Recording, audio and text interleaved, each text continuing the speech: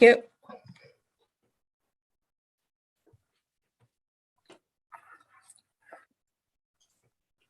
Okay, welcome. Good evening and welcome to our February 14th Valentine's Day special. Happy Valentine's Day to everyone out there. It was a lovely weekend. Hopefully you got outside and enjoyed some lovely weather, and unfortunately you're with us here tonight. So hopefully you've had a nice dinner with your loved ones and ready for an evening of meetings.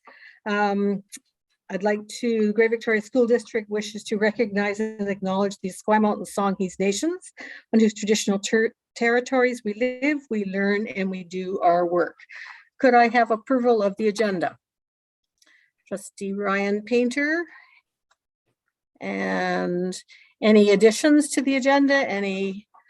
Trustee Whitaker? Thank you.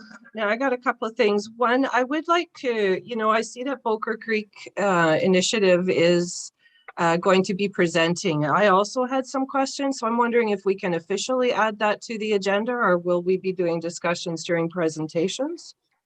If not, I would like to, I still want to have enough. Certainly we ask questions of our presenters at committee level, so that's certainly fine. Okay, I have questions of other questions, not just for presenters. So I'm wondering, can we officially add that then? I also have. Excuse me, just sorry. So what were you adding? Just, I don't know, something on Boker Creek questions. You guys are just going to have to deal with me a little bit. I really have tired and brain fog at the moment. No, and you sound a heck of a lot better than you did at our meeting last week. So I'm glad you're on the road to recovery. Thank you. So let me just see where that could go. It's not under presentations.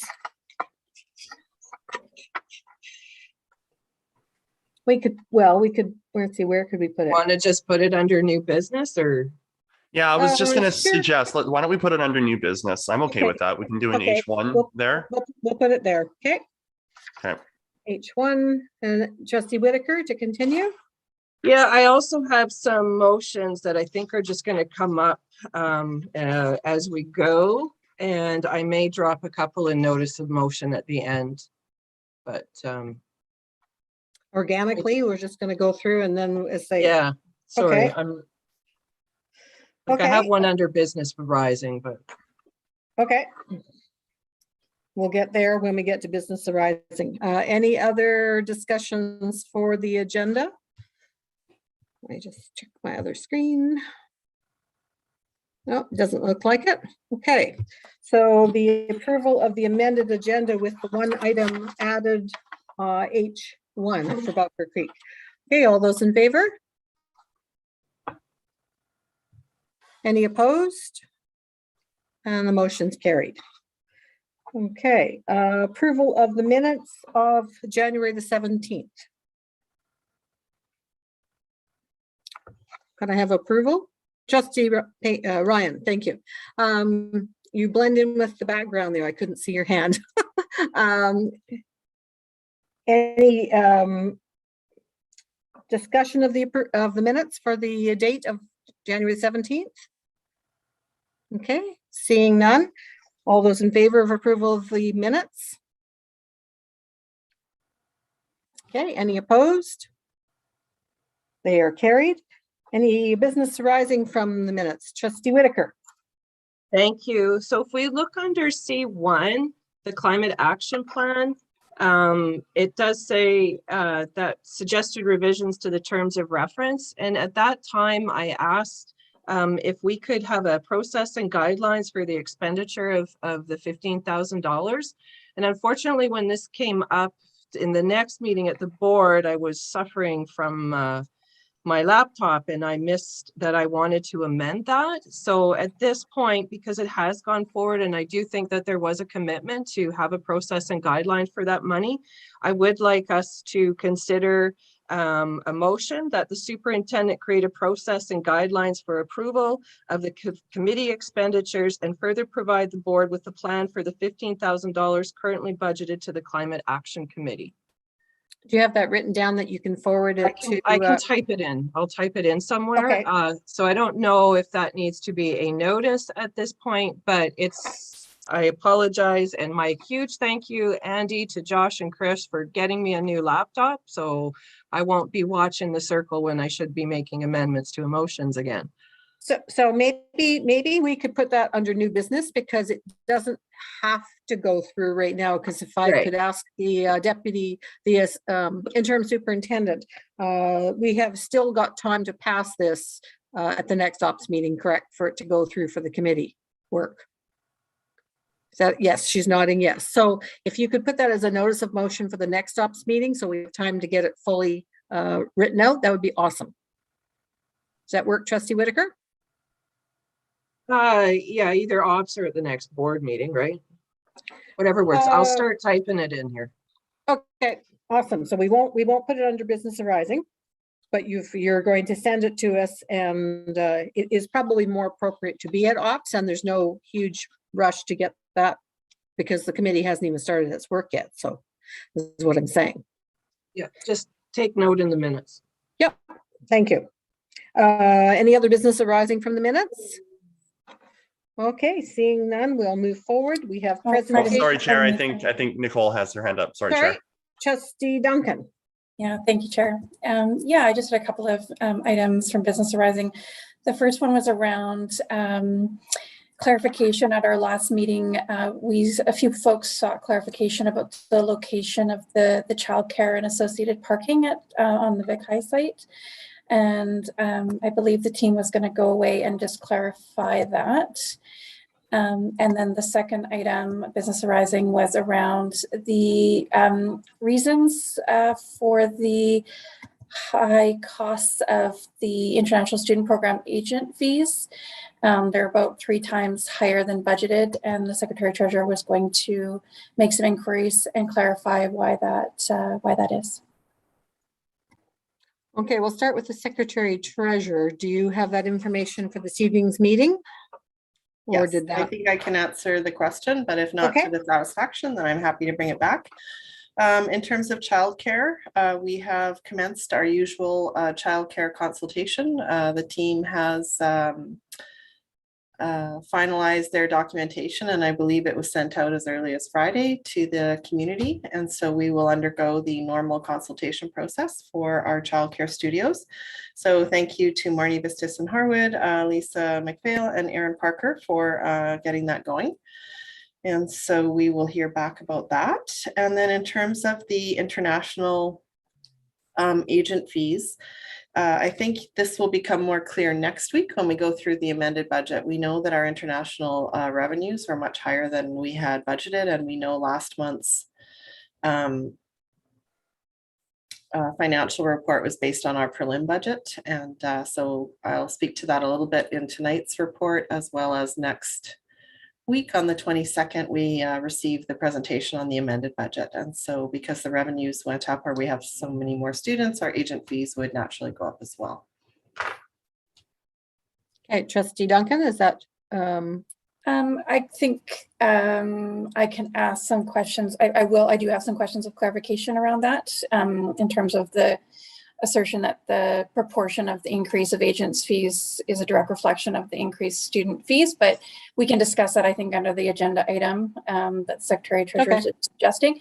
And pardon me, I actually forgot one more business arising from the minutes, if I may. It was just the Burnside Report Phase 2. We heard, well, there was a number of questions and answers that I understood would be coming forward to this agenda.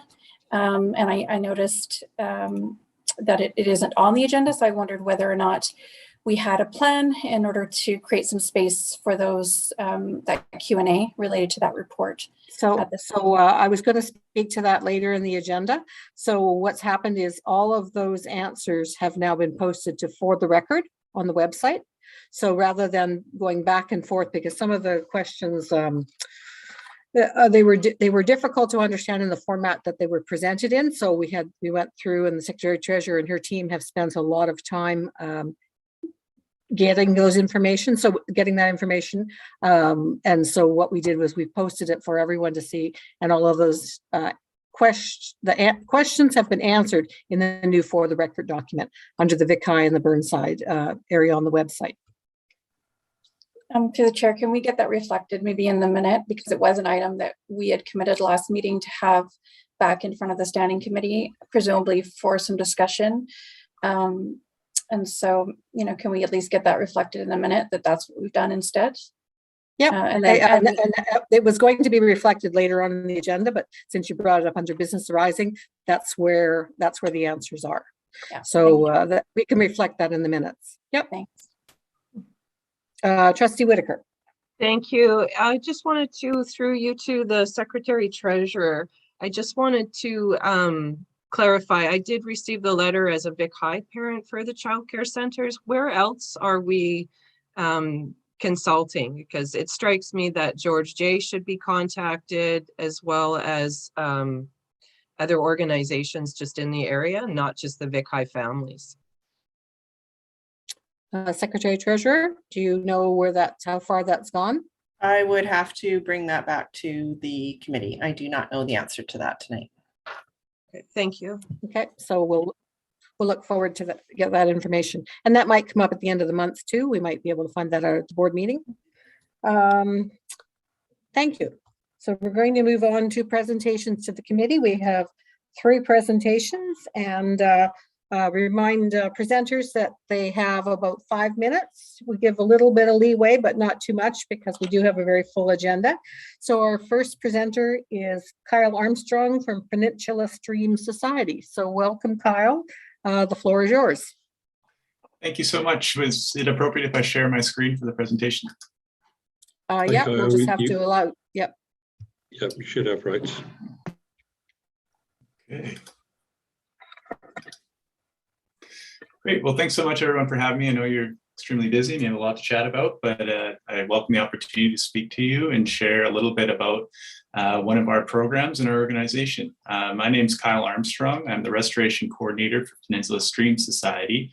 We're a local NGO that works kind of along the Saanich Peninsula and Greater Victoria area, focusing on watersheds and restoration, but also coastlines and beaches. So we do a lot of beach cleans, forage fish surveys, as well as in-stream restoration and a lot of invasive species removal with students and local stewards across the region.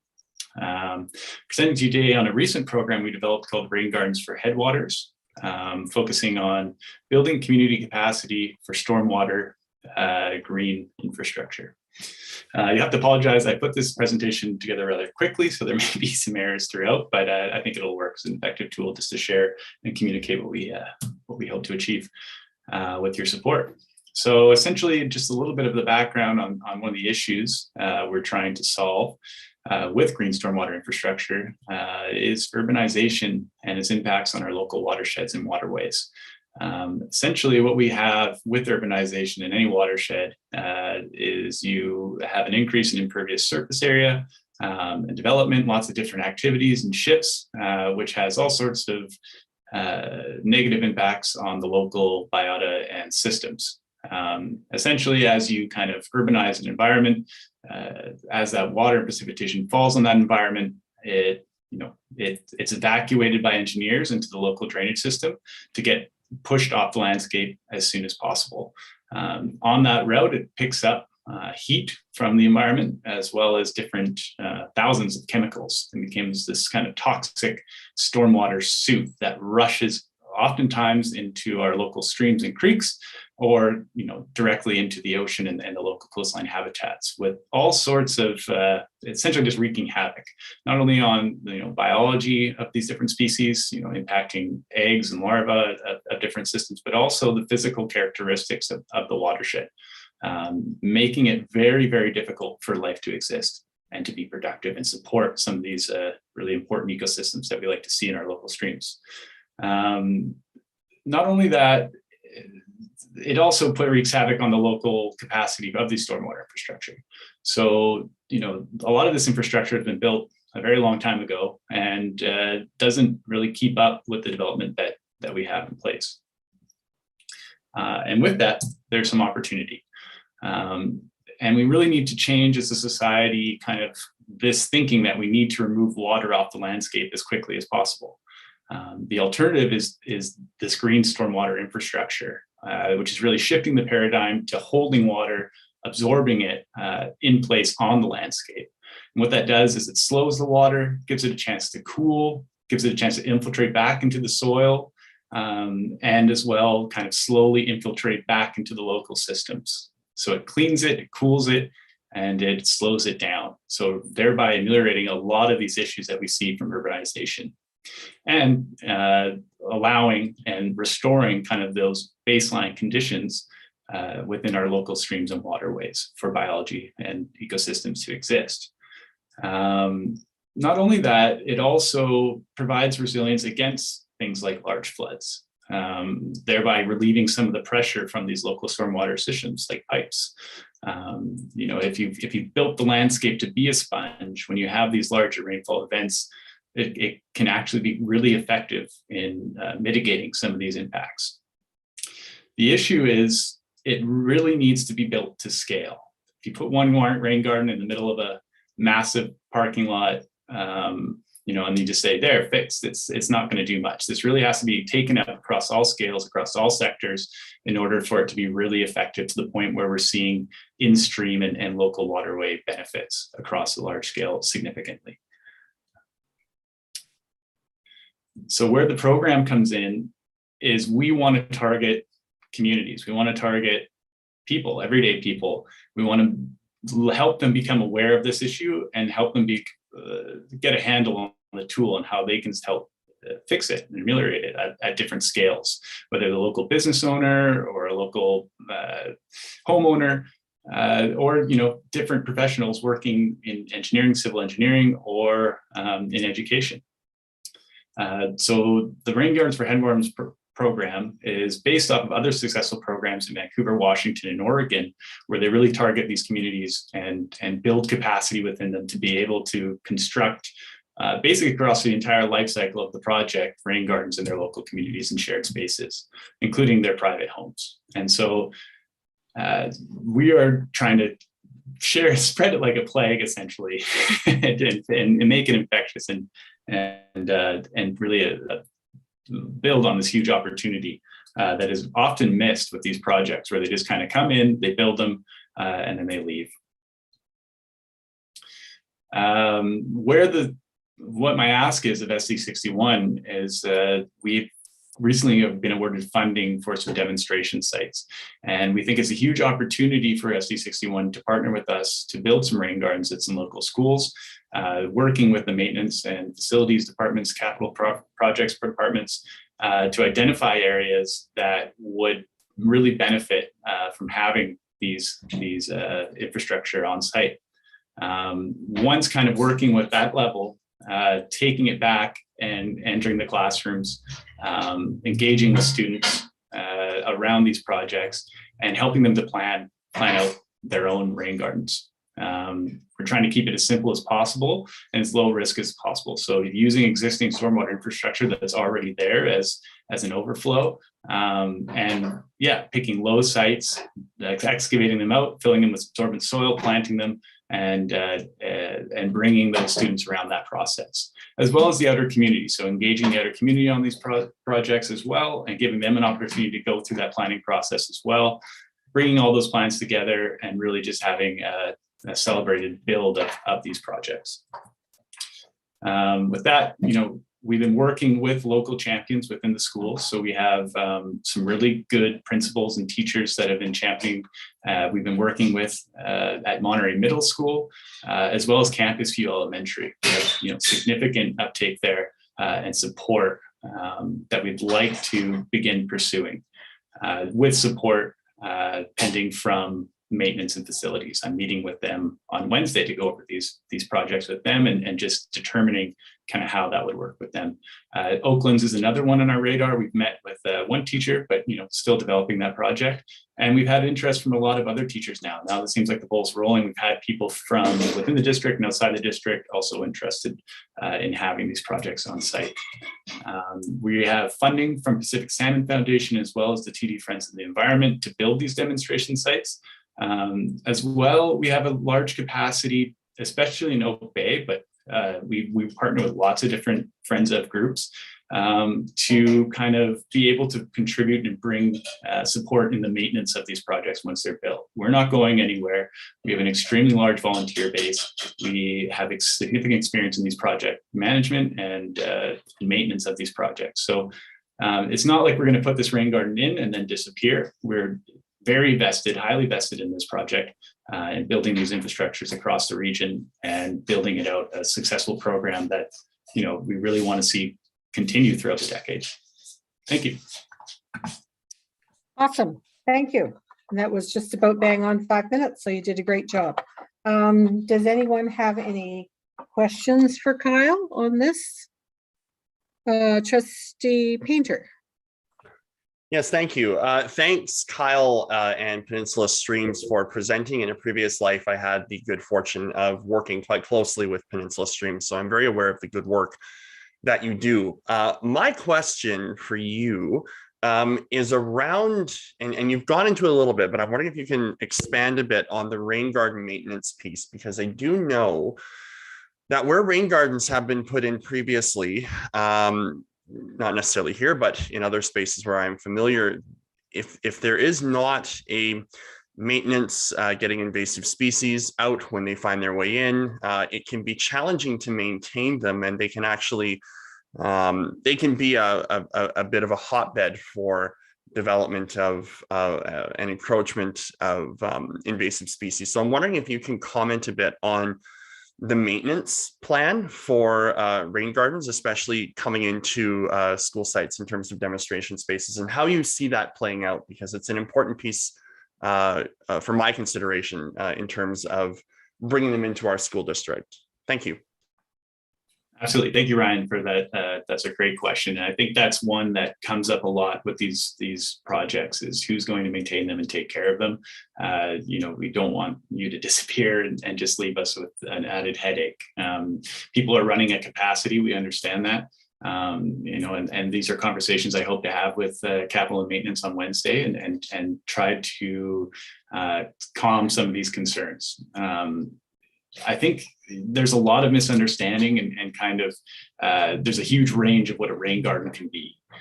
So that they can be these really highly engineered beasts expanding, you know, a large area, or they can be these quite, you know, essentially just a depressed garden. As far as maintenance, you know, this is something I brought up with Deborah Jones from the Cougar Creek Stream Keepers, who have built, you know, over dozens to 20 of these rain gardens in their community. And what they prescribe is about a half an hour a month once these things are established. And that's kind of slow maintenance. So like you would in your garden, pruning gently by hand, you know, and a lot of that comes into species selection. What species you're picking, you know, really aesthetically pleasing, functional species that require low maintenance. You have digging of the entrainment, so the entrainment or the landing. So where water flows in, you get to build up the debris, and you build a little space for those silts and fines to settle out of. So you need to shovel that periodically, as well as kind of raking and mulching. So, you know, it works out to be about a half hour a month. Sometimes it'll be a bit more, and sometimes it'll be a bit less, particularly when they're established. And this is something that we want to help with. And I know there's things with unions and challenges with that and that kind of unionized work. But, you know, there are successful models of setting up Friends of Rain Garden groups where you kind of bring volunteers in to help do some of the heavy lifting. We have coordinators to kind of work with students and teachers to have kind of planned events where you do kind of some of the bigger events with the students. And then you work with maintenance to kind of, you know, not go in with the big brush saws and saw things off, which can lead to a lot more maintenance down the road, but just doing that kind of slow pruning kind of techniques. Thanks, Thank Kyle. you. Trustee Duncan. Yeah, thank you, Chair, and thank you very much, Kyle, for taking the time to come and share some of this really good advice about how we can sort of adapt and to change the way that we do things on our sites. I wonder whether you have any initial thoughts around the differences between sort of just regular grounds maintenance in a kind of educational setting like a school ground as compared to the kind of maintenance that would be required with this type of garden area. What kind of feedback have you had so far through your demonstration project from organizations around that maintenance piece? I'm hearing that there might be some, additional training and support for staff who may not be familiar with maintaining these kinds of sites, but I wonder if there's any huge difference in the time required to look after these sites as compared to just other parts of our grounds. Certainly, it's a great question, and a lot of that comes down into design. And I think that's great that we have communication with SD61 maintenance staff now and address those concerns, because you have a lot of experience in horticulture existing on that staff, and a lot of experience in maintaining the sites and the challenges that exist. From my experience, I can say that initially there is some quite heavy maintenance as far as watering. Once we've done planting, that first kind of 1 to 2 years of irrigation on the site of those plants can be an added workload. Again, something that we do have a high capacity to provide volunteer support to address, if possible, if needed.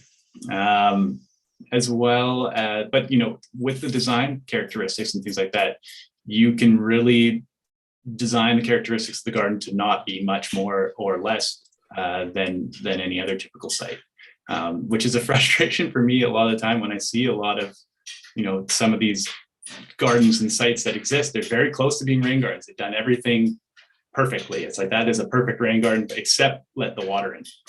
And, so a lot of these sites, sometimes they need less irrigation in the long run, because you're letting water in and you're choosing, suitable plants that are adapted to those conditions.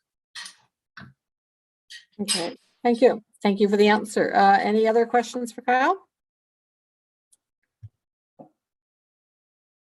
Ryan. Yeah, just a quick question, Kyle, and you might be able to answer this quickly. In your experience where this has happened, what is the capacity or probability of bringing students at schools together with knowledge keepers in the community? I'm thinking particularly with folks like you at Peninsula Streams, Friends of Bucker Creek, other very knowledgeable local folks who can use these gardens as real information building, community building, knowledge building tools for our students. I really see a really unique, interesting opportunity for that. And I'm just wondering, in your experience, what's that look like? Right. And for an operations board, I really focused on kind of the building and the infrastructure side of things. But all these applications I've written in lines to have kind of that outreach element, that educational element where, we are working with the teachers and the students to kind of, incorporate things like hydrology, ecology, biology, all the different kind of elements, botany, that tie into what these rain gardens kind of represent. And I think, yeah, you're right. It's a huge opportunity, and it's certainly something that we're writing into our lines for our budgets for that time, and something that we're at a ground level right now. But I think over the next 10 years, with the way that the government and federal spending is going, we are going to have more and more resources to kind of contribute towards this program. Great. Thank you so much, Kyle, for coming and presenting to us. I look forward to hearing more about it. I'm sure that after you've met with facilities, if there's some projects that are coming down the pike, we'll be certain to hear about them. So thank you very much for presenting this evening. Thank you. Thank you so much for having me. Have a great night. Thank you. You too. Our next presenter is Jody Watson, land disposal at Lansdowne Middle School. So again, I'll remind you about 5 minutes, Jody, for your presentation, and welcome to the ops meeting. Jody. I see her little icon there. Maybe she stepped away for a second. No, she's there. Oh, there she is. There. We just can't hear her. Can you hear me now? Yes. Oh, sorry. I accidentally stepped on my mute button on this very long cord. My apologies. And I have a presentation. So am I able to share my screen? Andy? Hi, Jody. You should be able to share your screen. Yes. Let me know if you have any problems.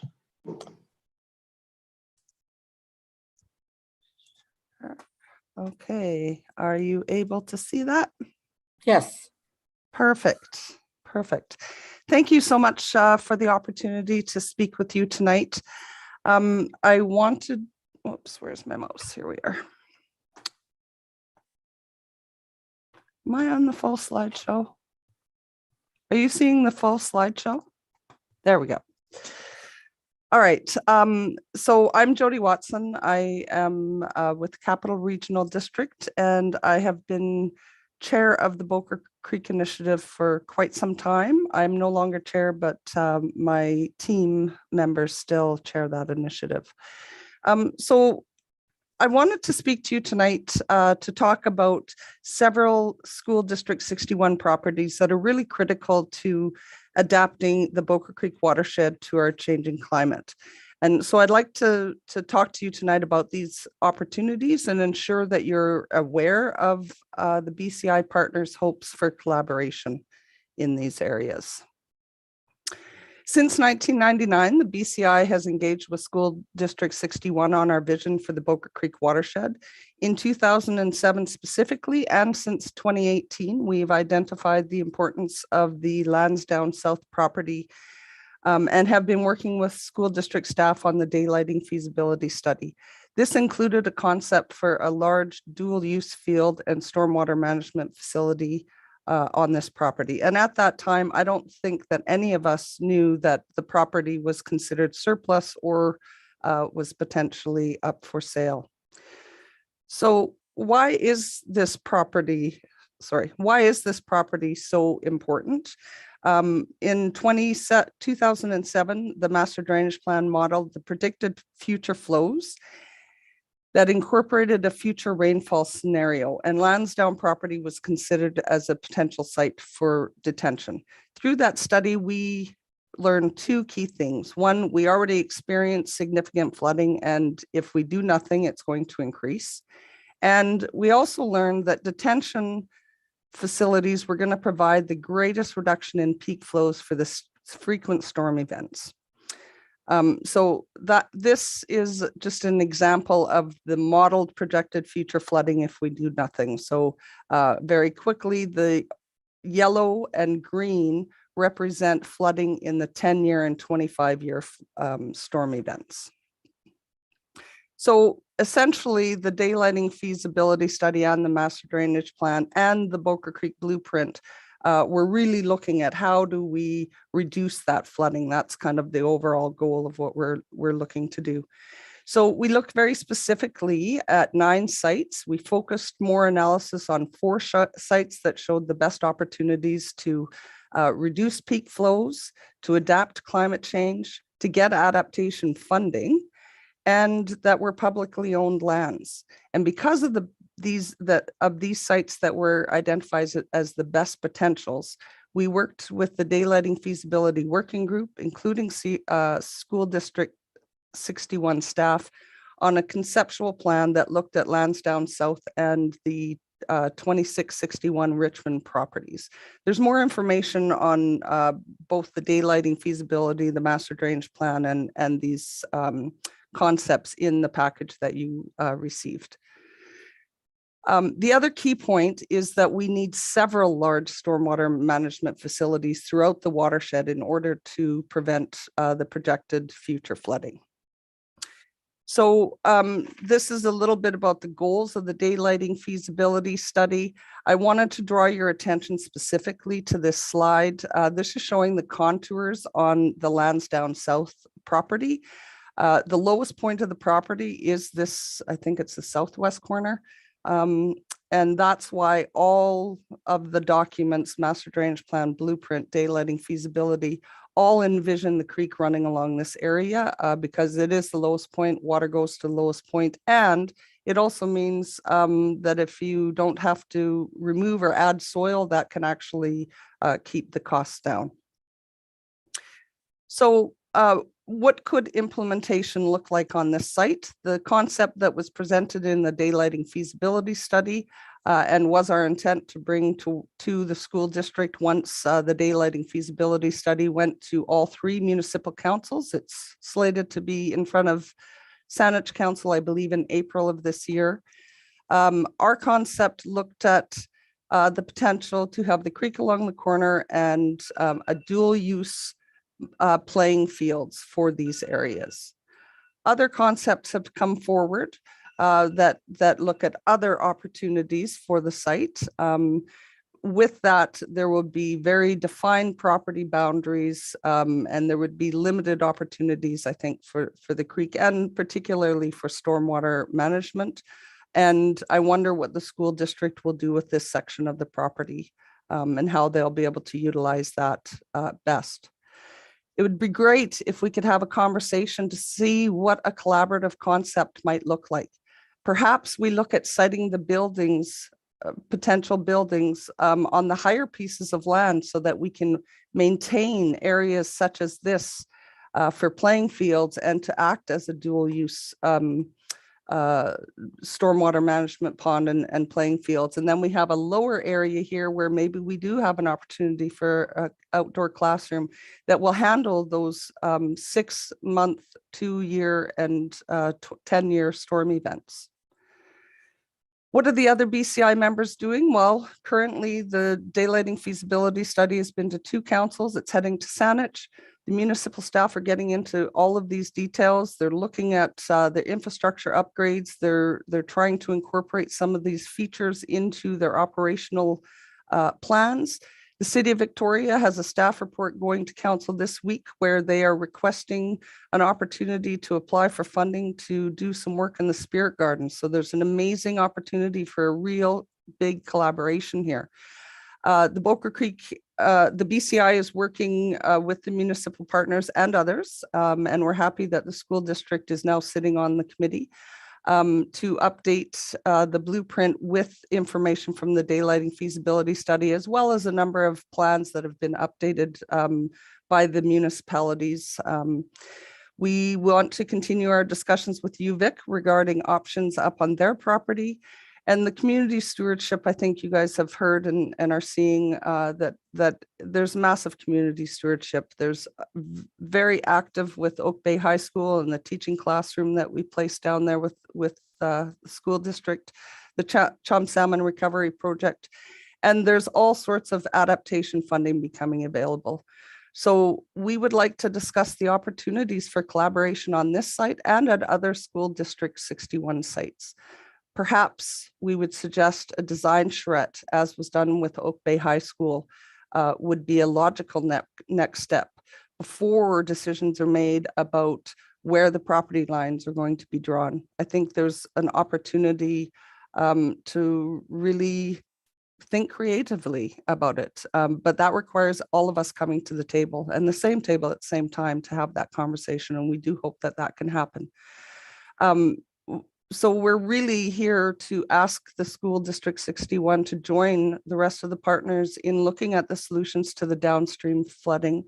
And we would recommend that to enable staff to work with us, that there be direction given to staff specifically to examine some of the potential options that we can bring back, and that we could collaborate and work together on funding for future implementation. Thank you. Great. Thank you so much for your presentation, Jody.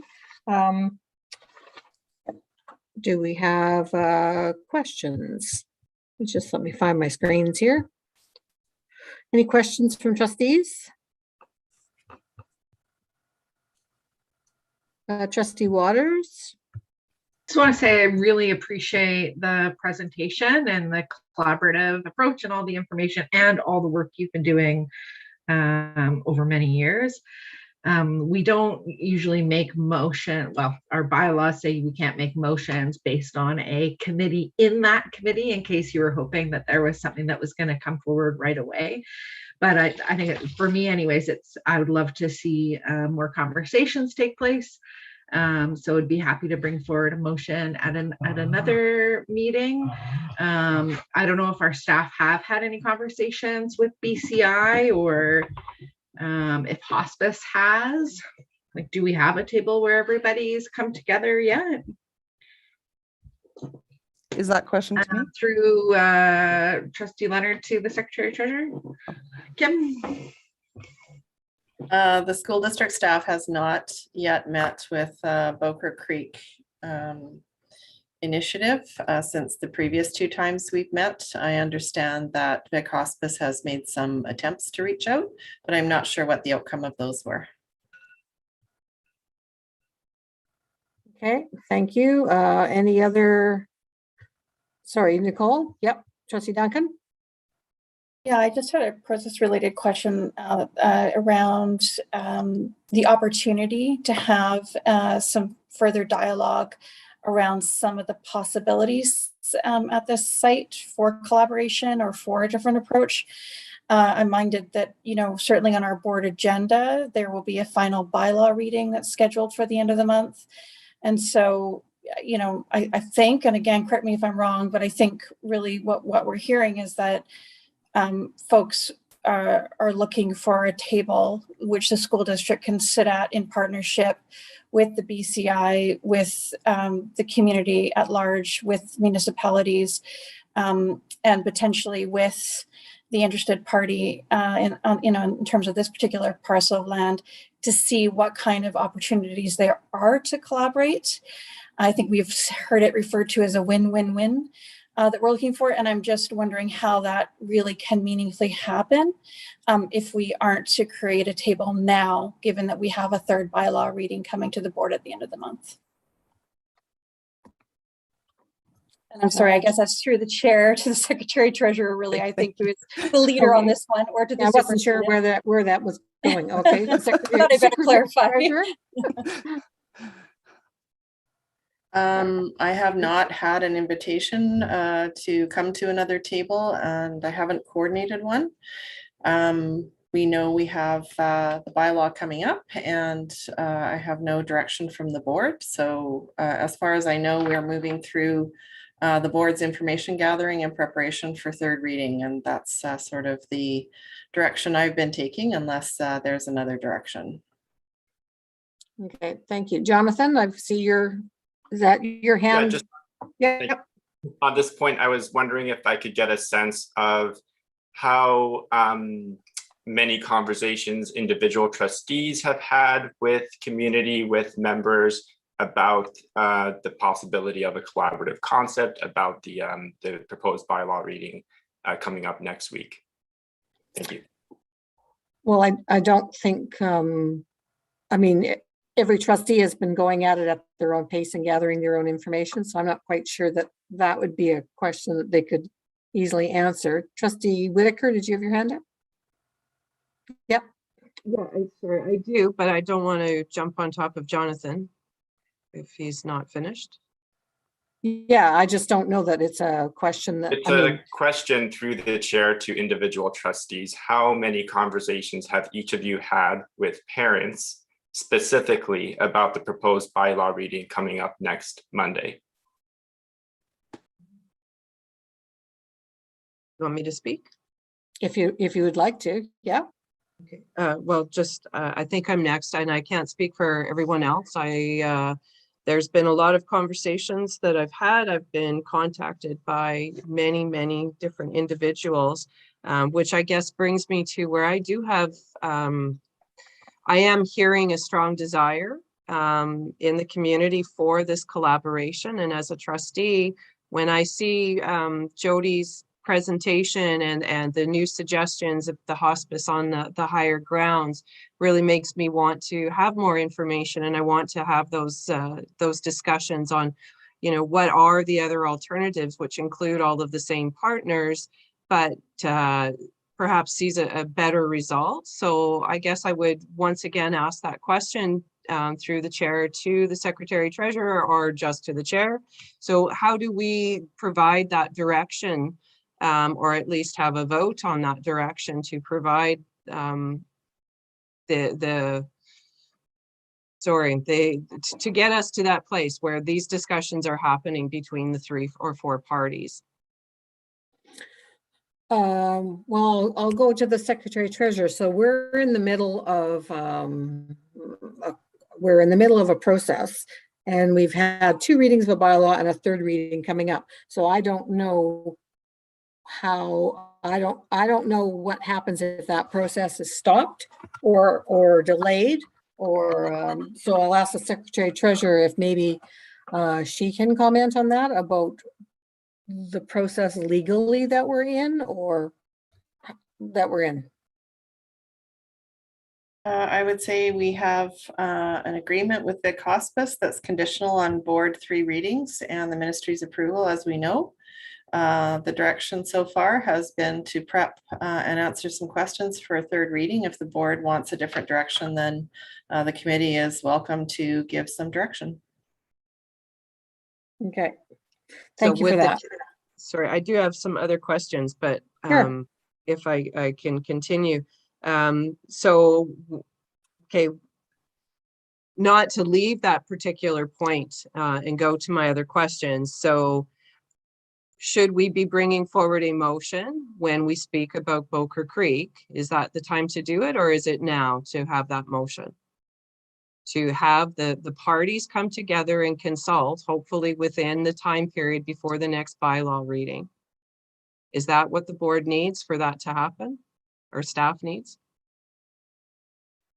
Because I'll happily put the motion. Secretary Treasurer. Motions can be made at committee for the board's consideration at month end. If somebody wants to move something forward now, they're welcome to. Or it can happen at the board table. Well, I would like to move that forward now, because if not, you don't have time before the next bylaw reading to have those discussions, which might change what's presented for the final bylaw reading. Correct. In order, That would be correct, Trustee Whitaker. Right. can I make you just have- a point of order, Trustee Leonard? Yes, Trustee Waters? I believe that we're not that our bylaws say that we can't make motions on presentations in that meeting. And either way, whether it's moved this meeting or the next meeting, it still won't be passed until the board meeting. So even if we move something here, it won't be acted upon until it's passed at the board meeting, which would still mean having to delay the 3rd reading. So I wonder, if I may, if the Secretary Treasurer were invited to meet with BCI and hospice, could that happen given the discussion here, or just recognizing that we don't want to put it off? Because I don't know how you get around the fact that the board meeting is at the end of the month, whether we move a motion now or later. That's right. So it's not a recommended motion to the board until the board approves it at the end of the month, which is the same meeting. So let's just hold that for a second. Were there any other questions for, Okay. we'll come back. So I just have one more question, and this one is Sure. not for our staff. This is for Jody. And thank you very much, Jody, for your presentation and for the work you do with the Boker Creek Initiative and all of the other watershed initiatives that I know you've been working on. So one question that comes up, because obviously this is, we're selling land, that there seems to be a need for funds, and any initiative that we take on, we have to be very aware that there is going to be funding for that. So just my question is where I know the Peninsula Streams has acquired grants and funding, what do you think the prospects will be for the Boker Creek Initiative and moving through this area? Is there going to be grants available? Do you have a team that's willing to work on that? So I just guess looking to what will be, future down the road, and will we be able to support that? Well, if only I had a crystal ball. I think it's dependent upon the partnerships that we can create. Having land is a huge Leverage. Thank you. That's a great word. Having the land available is a massive part of the leverage. There's a ton of climate adaptation funding that is coming available. They've just really started rolling out some programs. Most of the programs likely will require some level of in-kind funding.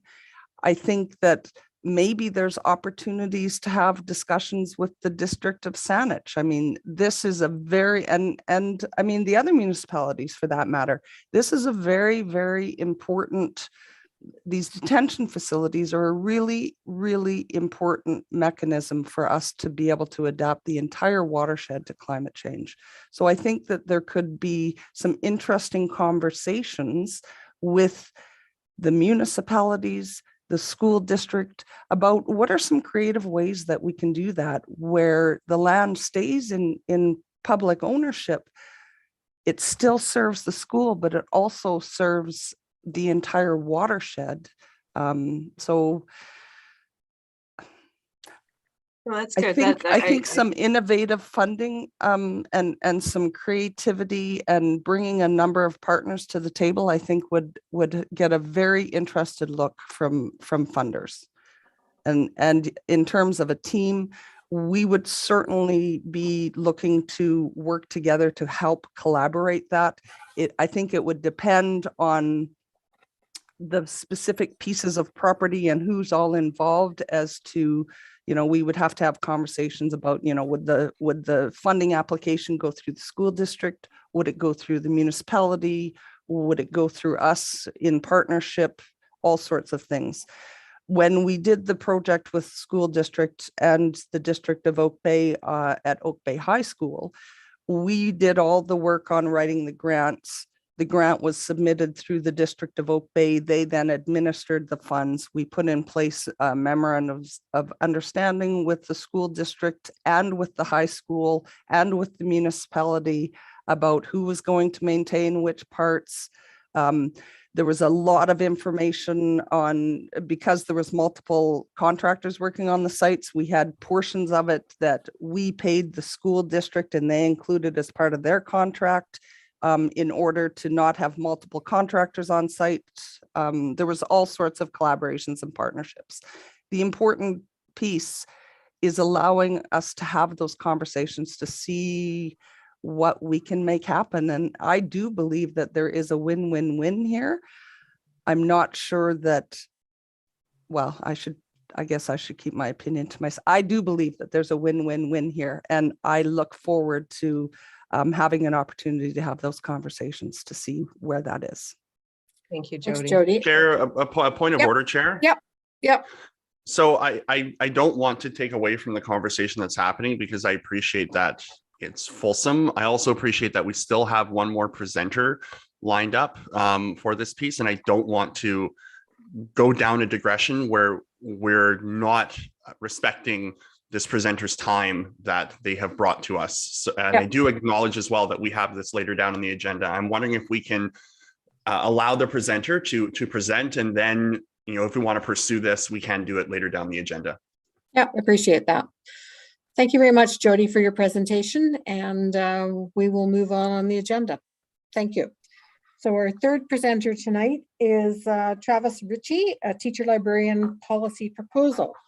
So Travis, you have the floor. Again, we'll try and keep it to 5 minutes and then questions. You betcha. If I could just get the opportunity to share my screen. Looks like I got it. Great. All right, is everybody seeing this? The policy proposal I submitted earlier this week, or late last week, I guess it was, is a follow-up to a presentation I made on January 10th to the board. At that presentation, I, on behalf of Greater Victoria's teacher librarians, made a pitch for equitable funding for school libraries, among other things. And this is a follow-up to that presentation. So I've highlighted a few things here in the policy proposal, and I'd imagine you'll spend some time looking over this in more depth. But basically what we're looking for is a proposal that recognizes that all libraries in SD61 need equitable and reliable district funding. There is plenty of research that shows that funding school libraries to a level that is, you know, astronomical compared to what we currently fund them at, roughly $35 to $62 a student, does have a positive impact on student achievement and engagement. currently, even with fundraising grants, PAC contributions and donations, there isn't a school library in SD61 that's funded to the level that research tells us brings about the greatest degree of student achievement. And sadly, there are some schools in our district that receive $0 in district public funds. The graphic here I shared in my earlier presentation and the range of funding, and these are district funds for elementary, middle, and high school. You can see that the lowest schools in our district receive $0 per student, while the highest receives about 18. So there's quite a discrepancy between schools. And what we're looking for is, some measure to bring up the floor. So our proposal is that base level funds be equal to $10 of public funds per student in the next school year.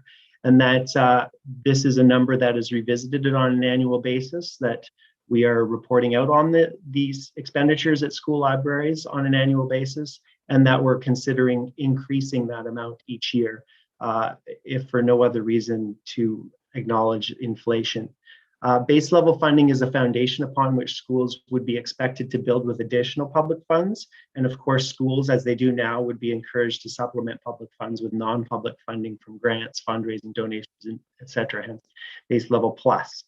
So one thing that we want to emphasize here is that there are some schools, some school administrators, budget committees who fund far beyond that $10 per student. And we wouldn't want to see any situation or scenario where schools that are already funding above that base had funds clawed back, or that money was redistributed to fund the lower schools. We want to praise and lift up those fine examples of well-funded or reasonably funded school libraries, and acknowledge once again that there are no schools in the district that are reaching that kind of research back level that tells us makes all the difference. I'll allow you the time to read through the rest of the proposal in terms of how we envision the responsibilities for all members. I've included here a table, a breakdown of a selection of schools just to highlight the differences. The sources of funding, public funds being those district funds, non-public being the grants and book fairs and all the kinds of things that we do to bring money into the school, giving you a total of all sources, but just presenting the selection of schools, kind of a high and low at each level, just to show you the discrepancy there. There's some fantastic research and information here in the references and further reading that I encourage you to take a look at. But I just want to remind everyone listening that we bring this to you as the caretakers of your school libraries, that as teacher librarians, we represent not a special program within our system, but we'd like to think the heart of the school, of any school community, that we're talking about equity here, about bringing up the lowest schools to a level that's functional, not phenomenal, but functional, raising the floor for all schools. Library is not a special program, but a common space and a shared resource. And we want to promote access and equitable access for all members of our community. Libraries are a place that engage all members of our school community, not just some students, not just some staff, but everybody. Resources are brought in to help teachers meet curricular goals, but they're also brought in to fuel student interest. Students come to teacher librarians and say, hey, this is what I want to read. This is what I'm interested in. Teacher librarians work with all students to help them find those areas of interest and engage them. We're talking about equity, we're talking about student engagement, and we're talking about achievement here. Like I said, research has shown that well-funded school libraries correlate with higher levels of achievement. And there are plenty of districts around British Columbia where we can look to see how school libraries are funded in different ways. Richmond is a fine example that I would encourage you to look at. It's a similar size district, a similar size budget, and what they're doing with libraries and the funding of school libraries and resourcing of their entire district is quite something. So I would encourage you to take a look at what's happening in Richmond. And that's all I needed to say today. Thank you so much for your time. Great, thank you so much, Travis. Good presentation. Good to see you again. to see you We too. have looking to see my screens. Do we have any questions for Travis? I do. Nicole, sorry, who was that? It was me. We'll start with Nicole and then go to Trustee Whitaker. Okay. Yeah, thank you, Chair. And thank you very much for bringing the proposal and well, I can speak for myself, for educating me on how funding works in at the school library level. I'm wondering, I'm interested to hear whether you have any insights, your own or from your colleagues, around how you would like to see a policy developed further. So I think there's some great information that could form the basis of a district policy. Our bylaw on the development of policy, in terms of next steps, using that as our kind of guide from a process perspective, would be to explore how the policy could be developed and then brought back in a kind of more fuller state. So one of the options, according to our bylaw, would be for a working group to be established, for instance, made up of the relevant subject matter experts and stakeholders to collaborate and develop the policy further and bring it back to a standing committee for consideration by the board. And there's some other options. So I just wondered if you and your colleagues had an opportunity to consider how you would suggest that we develop a policy like this. Absolutely. Like the presentation on January 10th, we really tried to emphasize is that teacher librarians, by the nature of the work that we do, we don't have a single classroom of kids that we're focused on. We're focused on the entire school. So we're used to collaborating and working with all staff members, and used to nurturing strong relationships with our school-based administrators. And what we're really trying to do now is to reach out to trustees and all education stakeholders, and reach out to district administration and senior leadership. And so we've enjoyed a few meetings and conversations at all of those levels. And so, like you say, I'm not entirely sure and familiar about the whole policy process, but I'm eager to learn more about that. But certainly there are teacher librarians at all levels that are eager to share their perspectives, because the challenges are unique at each level and the needs are different at each level. But to carry on conversations with senior leadership and trustees and any other stakeholders who would be interested. So yeah, we're looking for a collaborative process here where we can be part of the conversation and help move that policy forward. So Trustee Duncan, it could be referred to the policy committee to start the process and then collaborate and then send it out to stakeholders, as quite often our new policies are developed that way. So there's one option to do that, is to, because there is more in this than would be in a normal policy. So teasing out what the policy would look like going forward. And then there's other issues of funding issues that we would have to look at as well. So that's one avenue to go forward with. Yeah, certainly.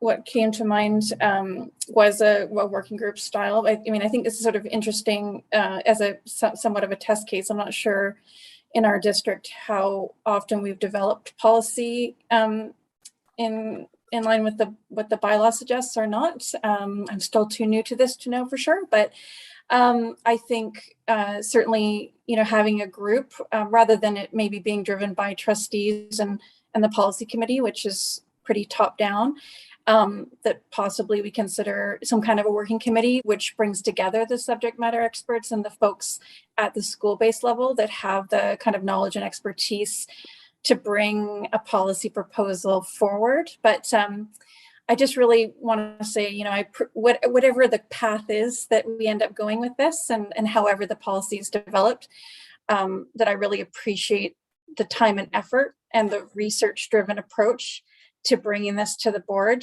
The fact that you've been able to so clearly articulate some of the inequities that are that result from sort of current way that we go about funding, speaks directly to what our board is trying to do in terms of addressing inequality, addressing inequity, increasing inclusion, and supporting achievement. So I hope that very soon we'll have a clear, process for you.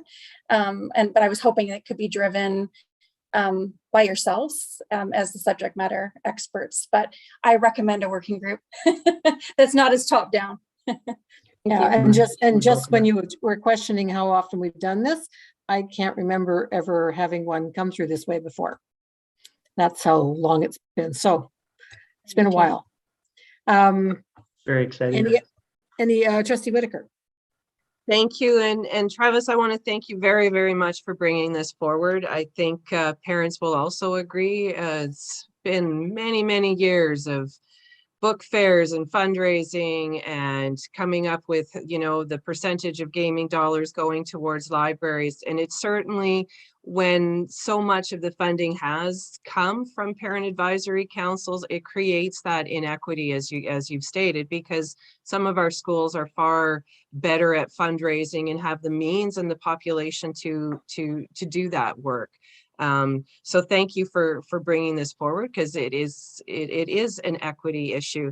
And I just wanted to also just make the comment that, libraries are far more than just a learning place. They are part of a mental wellness tool that is within our schools. So thank you to all of your teacher librarians across the district who provide that place and space that is so often used for so many other things other than just reading a book. So thank you. Thank you for making that point too. I mean, it's easy enough to focus on this as being a funding thing, but yeah, we want to keep bringing it back to the bigger picture that just like you say, this is a place where students come, get that sense of belonging and, like you say, the mental wellness. So thanks for bringing it back. So I want to acknowledge I have two hands up. I understand Isabel wanted to talk to the last topic, so I'm going to move to Angela for this topic. So Angela. Thank you, Chair. Thank you so much, Travis. Your presentation has really kind of opened my eyes. Parents have always known that libraries are so important within our schools, and individual PACs within schools have often fundraised for book sets and just to have as much extra funds for libraries as possible. So I know that BC PAC would be happy to sit on a working group or a committee for this, because I just want to say, like, if it wasn't for teacher librarians, my children wouldn't have found love of series and wouldn't have had the opportunity to get every book in the series. And we know that when we foster a love of reading in our students and in our children, it sets them up for success. And so when I saw that some schools were being allotted $0, it was frustrating and also a little sad, because we're in 2022 and we know how important books are for children. And so I would be happy to have an executive or myself sit on any committee that we can bring together stakeholders and the district and talk about how we can get more books into the hands of our students in SD61. So I really do want to thank you, Travis, because I know how much work you've put into this. It's obvious. Thank you. Ryan? Oh, and Thank then you. Deb. Sorry, Deb in a second. Actually, I can let Deb go first and then I can go in. Okay. Interim Superintendent Whitten. Thank you, Chair Leonard. I do, first of all, I do want to acknowledge the excellent work of Travis and the other teacher librarians throughout the district. I also just want to reflect back. We have had district team members, David Shortreed and Dave Hovis, working with the TLs over years and have done excellent work, both in resourcing, in looking at also decolonizing libraries and really being culturally responsive in the materials. So I wonder if that may be the next step, or returning to that group. I know there's a meeting coming up this week or next week to further discuss. They had one last week and they'll have another one. So that might be an avenue to begin or to carry on those conversations and then come back to committee with some recommendations, and obviously the voice of the TLs is center to this. Great, thank you. Thanks. I'll go Ryan. next, Chair, if I can. Yeah, thank you. I also just wanted to add my thanks to Travis for bringing this forward. As a kid born with a cleft lip and palate, hard of hearing, and a learning disability, libraries were the places where I felt connected. I didn't read when I was young, and I had my librarian in my first school, Harwood Elementary School in Vernon, had a stash of Spider-Man comics. And that's how I learned how to read, was through his stash of Spider-Man comics. So libraries are precious. They have a really special place in my heart. And so I really want to honor that you've come forward to talk to us about this, to provide us with this information. As my colleague, Trustee Duncan said, thoroughly researched, provided information, so valuable. I really look forward to watching this evolve. This discussion is important. The equity piece, the inclusion piece, it's all tied up in this. So I really, really want to thank you for that. You're very welcome. So we look forward to seeing that come back through committee after you've had your subsequent meetings with the Dave and Dave. Absolutely. If I could just follow up to that point, I am looking forward to meeting with David and Dave and continuing to meet with them. But like Trustee Duncan said, I would really, and we would all really appreciate a broader committee approach. We, as teacher librarians, have enjoyed tremendous support from Dave Shortreed in particular over the last few years, more support than we'd had in my working memory anyways.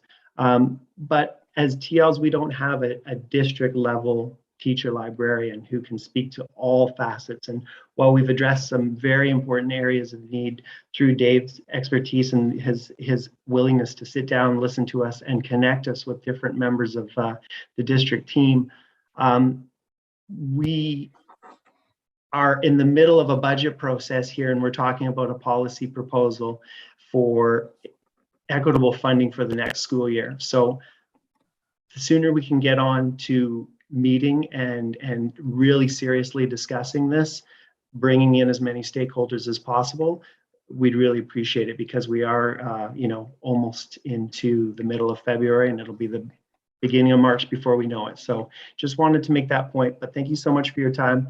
Really appreciate it. Great. Thank you so much for your presentation, and we look forward to, Trustee Hensa, quickly. Thanks. Well, medium. I haven't Medium. spoken yet tonight, and I'd like to. I think this is Sorry about that. That's okay. That's fine. There's a lot of people that have a lot of big feelings about this, and I think that's really important. I wanted to go back a bit to what Nicole was saying about the idea of a working group, and I really like this idea.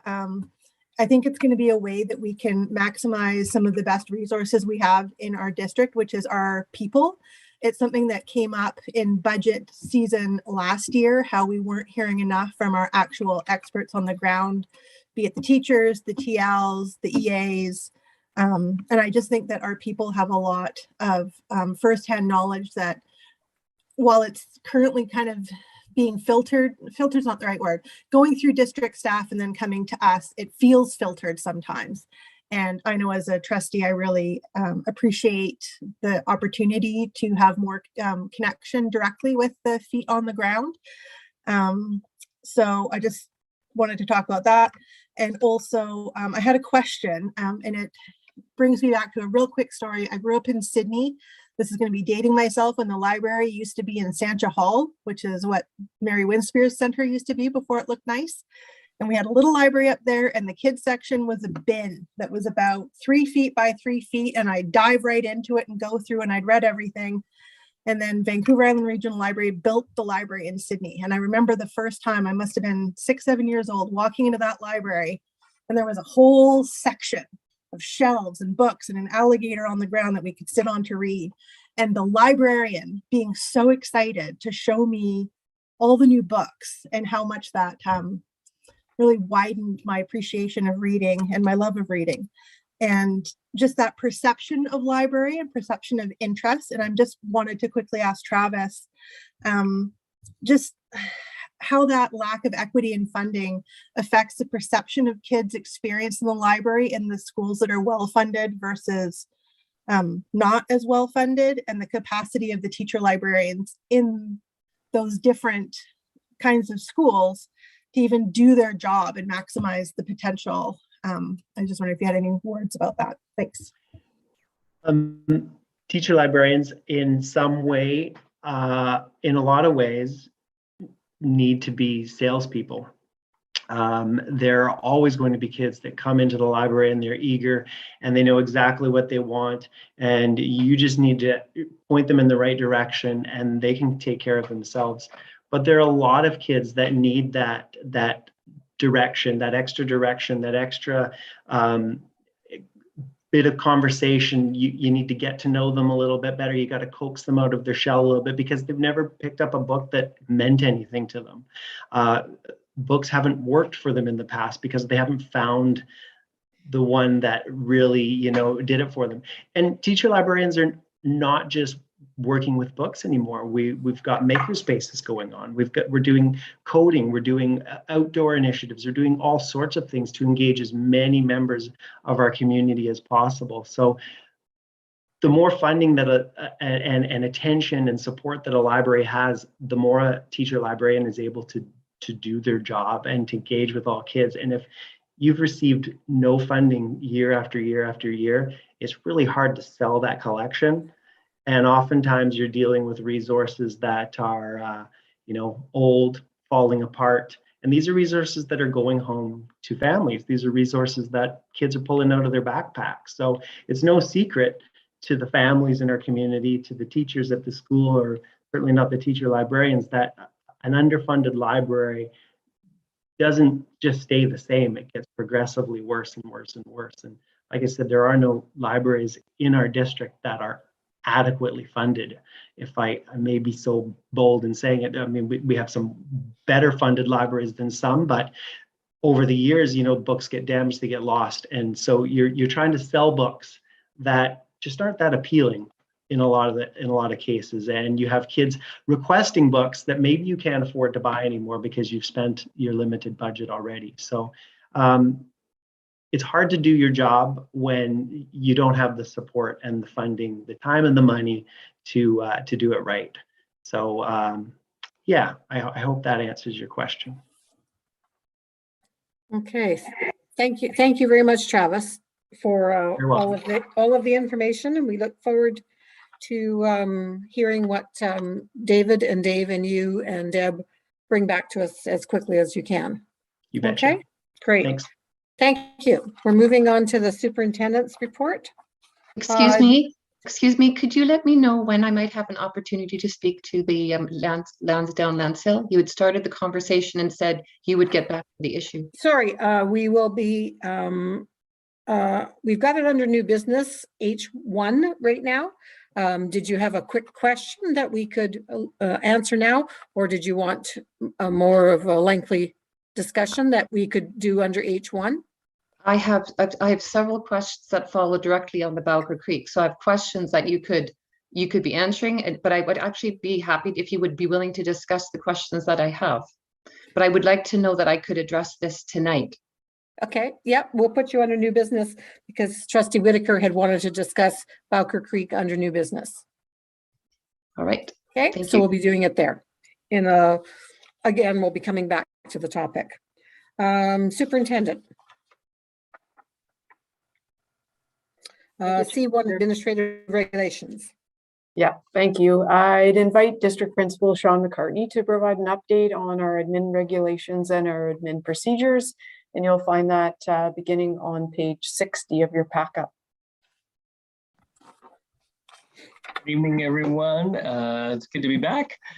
And this is just a quick info update following the January Ops Committee presentation. So we're just coming back with a bit of an update and some information shared in the memo that was provided. And then so I won't read to the memo, but I'll just kind of highlight the updates related to the feedback we heard last time around being clear about separating administrative regulations from administrative procedures. So you'll see that reflected in the memo. And then in addition, per bylaw 9220, continuing to bring forward proposed changes to existing regulations with the new look and feel in the updated admin regulations, 3 samples of which are included in the pack-up.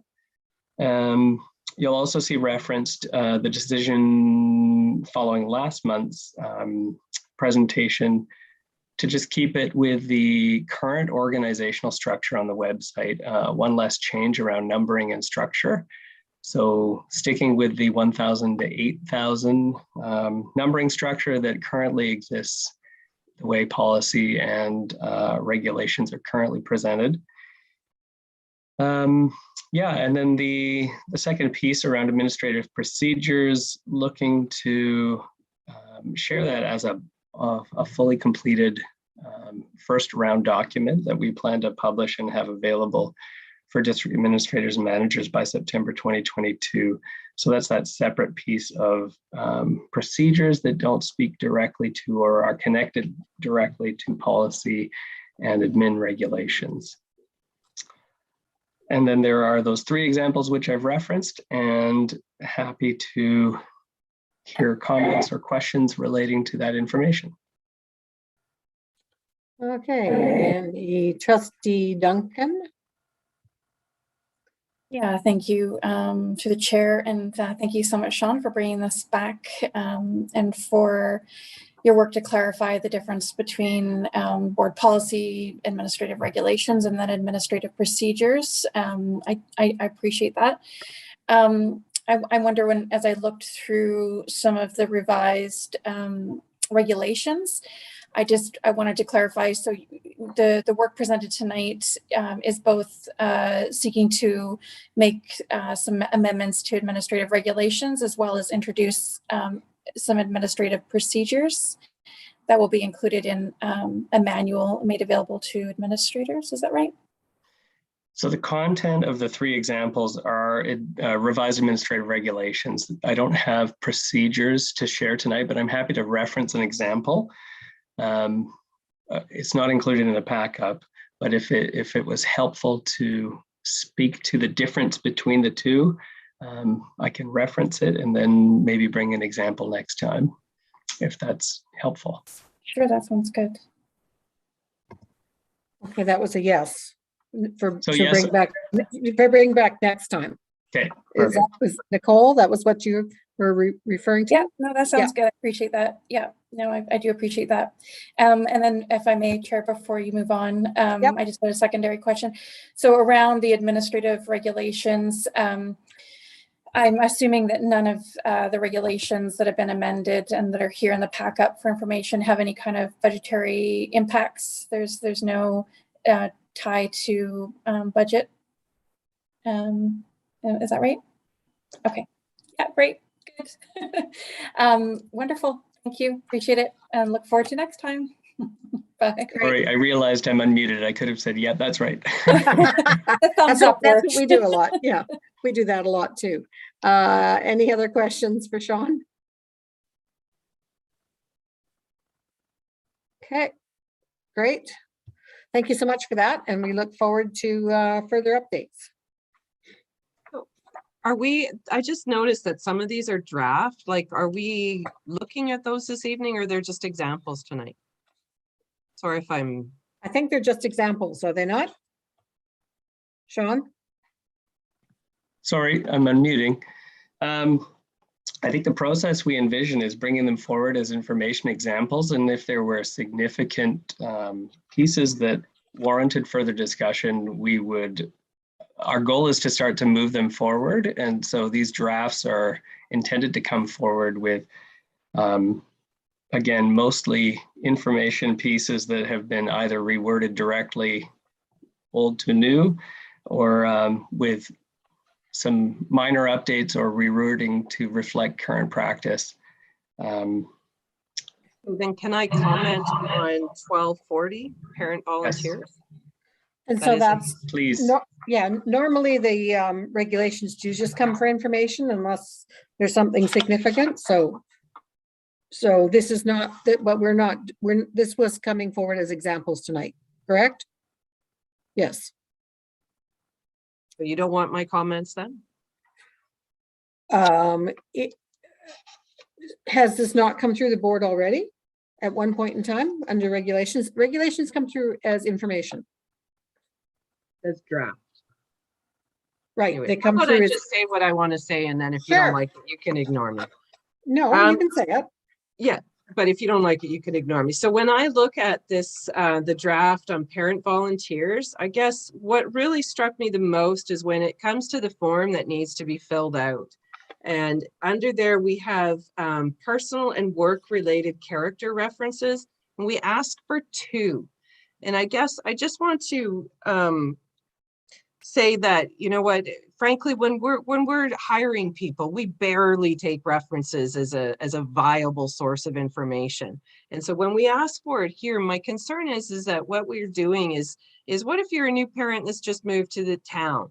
What if, you know, you're concerned and you don't have enough references to put down, you don't want to talk to your employer. Maybe it feels like a big thing to have to provide both of those character references. And I guess it's really important in our schools that we do everything we can to bring parents into the school, to make them feel engaged.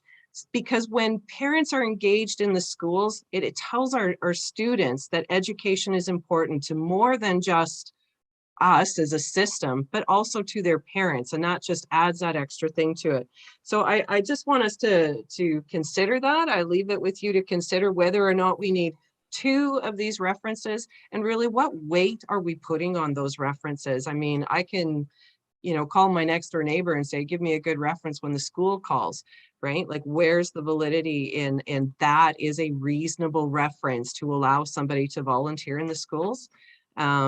So I just want to put that out there, that I'd rather see us creating a volunteer process and form that is really welcoming and encouraging. I think of some of our Indigenous families where these questions might feel a little bit over the top. So this is not a change. This is existing practice now, because it's in the old form and in the new form. Okay, well, I'm telling you, those are my thoughts. Yep. We might want to consider amending that. Okay. So thank you very much for that, Sean. We're moving on to Mr. Roberts, calendar draft for 22-23. Good evening. On page 75 of the backup, you will see a recommended motion for a draft calendar for the coming school year that was developed by the members of the committee from the various partners who helped with its development, and where, as you know, the motion, if accepted, dates need to be published and for feedback from the general public for a period of 1 month. So asking for the board's approval of the proposed dates, please. Ryan, you're putting forward the motion. Thank you. Sure am. Any discussion? Okay, I don't see any. All those call the question. All those in favor? Any opposed? No, that's unanimous. Thank you very much. I'll move forward for consultation. Thank you very much. Nothing under personnel, finance and legal, monthly financial report, secretary treasurer. Thank you. So the financial report starts on page 76 this month. We're at the end of January. And so what I wanted to start off saying, first of all, is under the 21-22 budget, the line items will look quite a bit different than they did last month, because we've started to enter in the amended budget numbers. And so we're in a bit of flux here at the end of January. And as I said earlier, we'll see the amended budget come to the board in a special open meeting next Tuesday, the 22nd. At January, regardless of amended or prelim, we should be sitting at about 50% left in the budget for 10-month line items like teachers and education assistants. And we should be seeing about 42% left in 12-month budgets. In our revenue, we have about 44% left to collect, and in our expenses, we have about 50% left to spend, compared to 43 and 52% last year. So we would say that we're sitting in good shape for this time of year. And that on the expenditure side, being 50% left to spend versus 52 last year, that we would say we are seeing better spending patterns. And that's what we're always hoping for, this year's money on this year's students.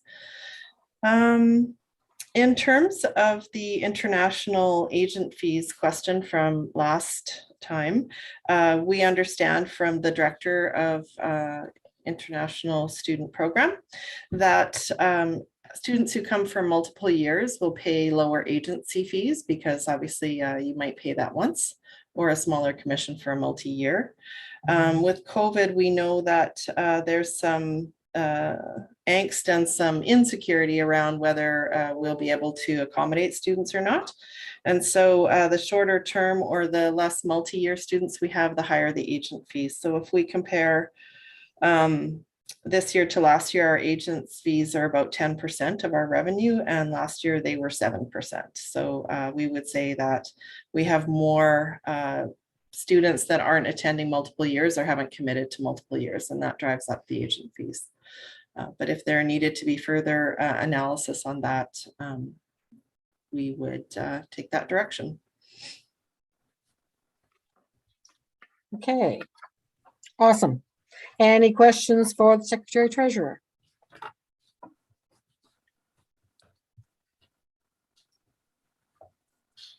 Oh, Trustee Duncan, thank you. Yeah, thank you, Chair. Yeah, just a follow-up just so that I understand around the agents fees. So I'm looking at the numbers. I didn't see, or I certainly didn't look at it from the perspective of the agents fees as a percentage of total student fees. And so I appreciate that context. I'm wondering, when I look at just the numbers themselves, what I'm seeing is that our agent fees have gone up almost threefold. So I think we budgeted just over 400,000 and they're about 1.2 million. And then my understanding of the increase in student fees was an extra, I want to say 2 million that we saw in fees. Is that correct? Through the chair to the Secretary Treasurer? I'm not sure what the increase in fees was. Sorry, I can try to take a little peek here. So I'm just looking at the presentation from budget last week, and the presentation indicates that the final revenue this year is 14.2, and it was predicted to be 12, and it was about 9 million the year before. So yeah, about a $2.2 million increase.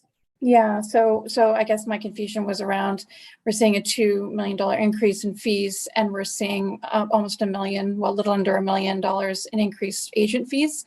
And so I sort of saw 50%, well, I shouldn't try. And I guess it's not more my forte, but I saw a significant increase that I couldn't understand the correlation. I guess it's closer to 2.7 million increase, Nicole, because the short term also went up about 500,000. So it adds to that as well. I'm looking at the short term and long term analysis from the director that went to budget. Okay. And then also the other context here is that we're trying to encourage like students come to take advantage of our programming for less than 3 months. Is that right? And so you're saying students that stay for shorter periods of time, the agent fees are more. Is that right? Am I understanding that right? I think the agent fees for a short term are going to be a greater percentage of revenue than long term, but I guess the real context was if a student signs up for 3 years of high school, the agent fees are going to be lower than if they decide, okay, I'll come for grade 10 and see what COVID does, and I'll come for grade 11 next year. I'll decide next year if I'm coming for grade 11, then that's going to drive up the agent fees because it's not a multi-year student. Okay, so from the perspective of staff and of course the director, there's no concerns over those agents fees. They're in line with what we expect given the context. Yes. Okay, thank you. I appreciate the follow-up. Great, thank you. Any other questions on this report? Okay, seeing none, monthly report. Sorry, the budget update? Sorry, the next report. Yeah.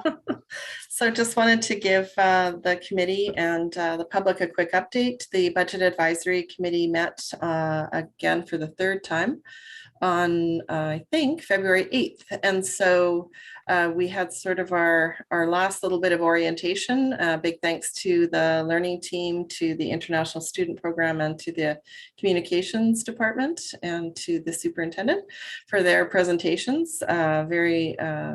Lots of information as usual. And so we'll be moving on February 22nd towards sort of looking at some options to balance the budget in terms of what our surplus projections are and revenues, et cetera. And our enrollment goes into the ministry tomorrow, our 3-year enrollment projection.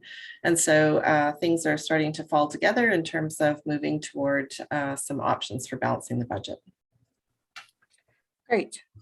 Thank you so much. We're moving on to E3 policy. And maybe Secretary Treasurer, you can speak to your memo to get us going on the topic. So we've had a fair amount of discussion about the whistleblower policy, and we were under some deadlines to have one in place.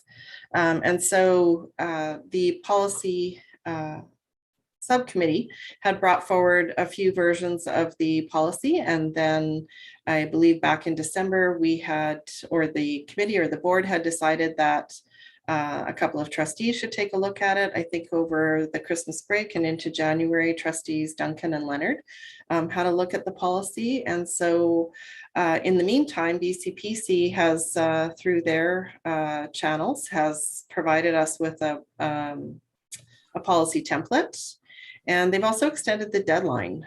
So we do have some more time to take a look at this. And given that it's a provincial template, I wondered if the committee wanted to have a look. And so we've sort of provided you with the last version that came to an agenda. We've got Nicole Duncan's new version, and thank you to Trustee Duncan and Leonard for working on that. And then lastly, I've included the BCPC template for the committee's discussion or the board's discussion. Okay, so where do we want to go with this? Do we want to start with one, Trustee Ferris?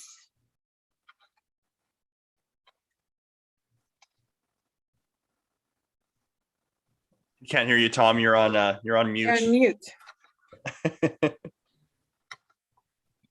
I'd like to see us start with Appendix C, the recommendation from BCSTA, and we could have a discussion around that and perhaps include ideas that all of you have already brought to the table.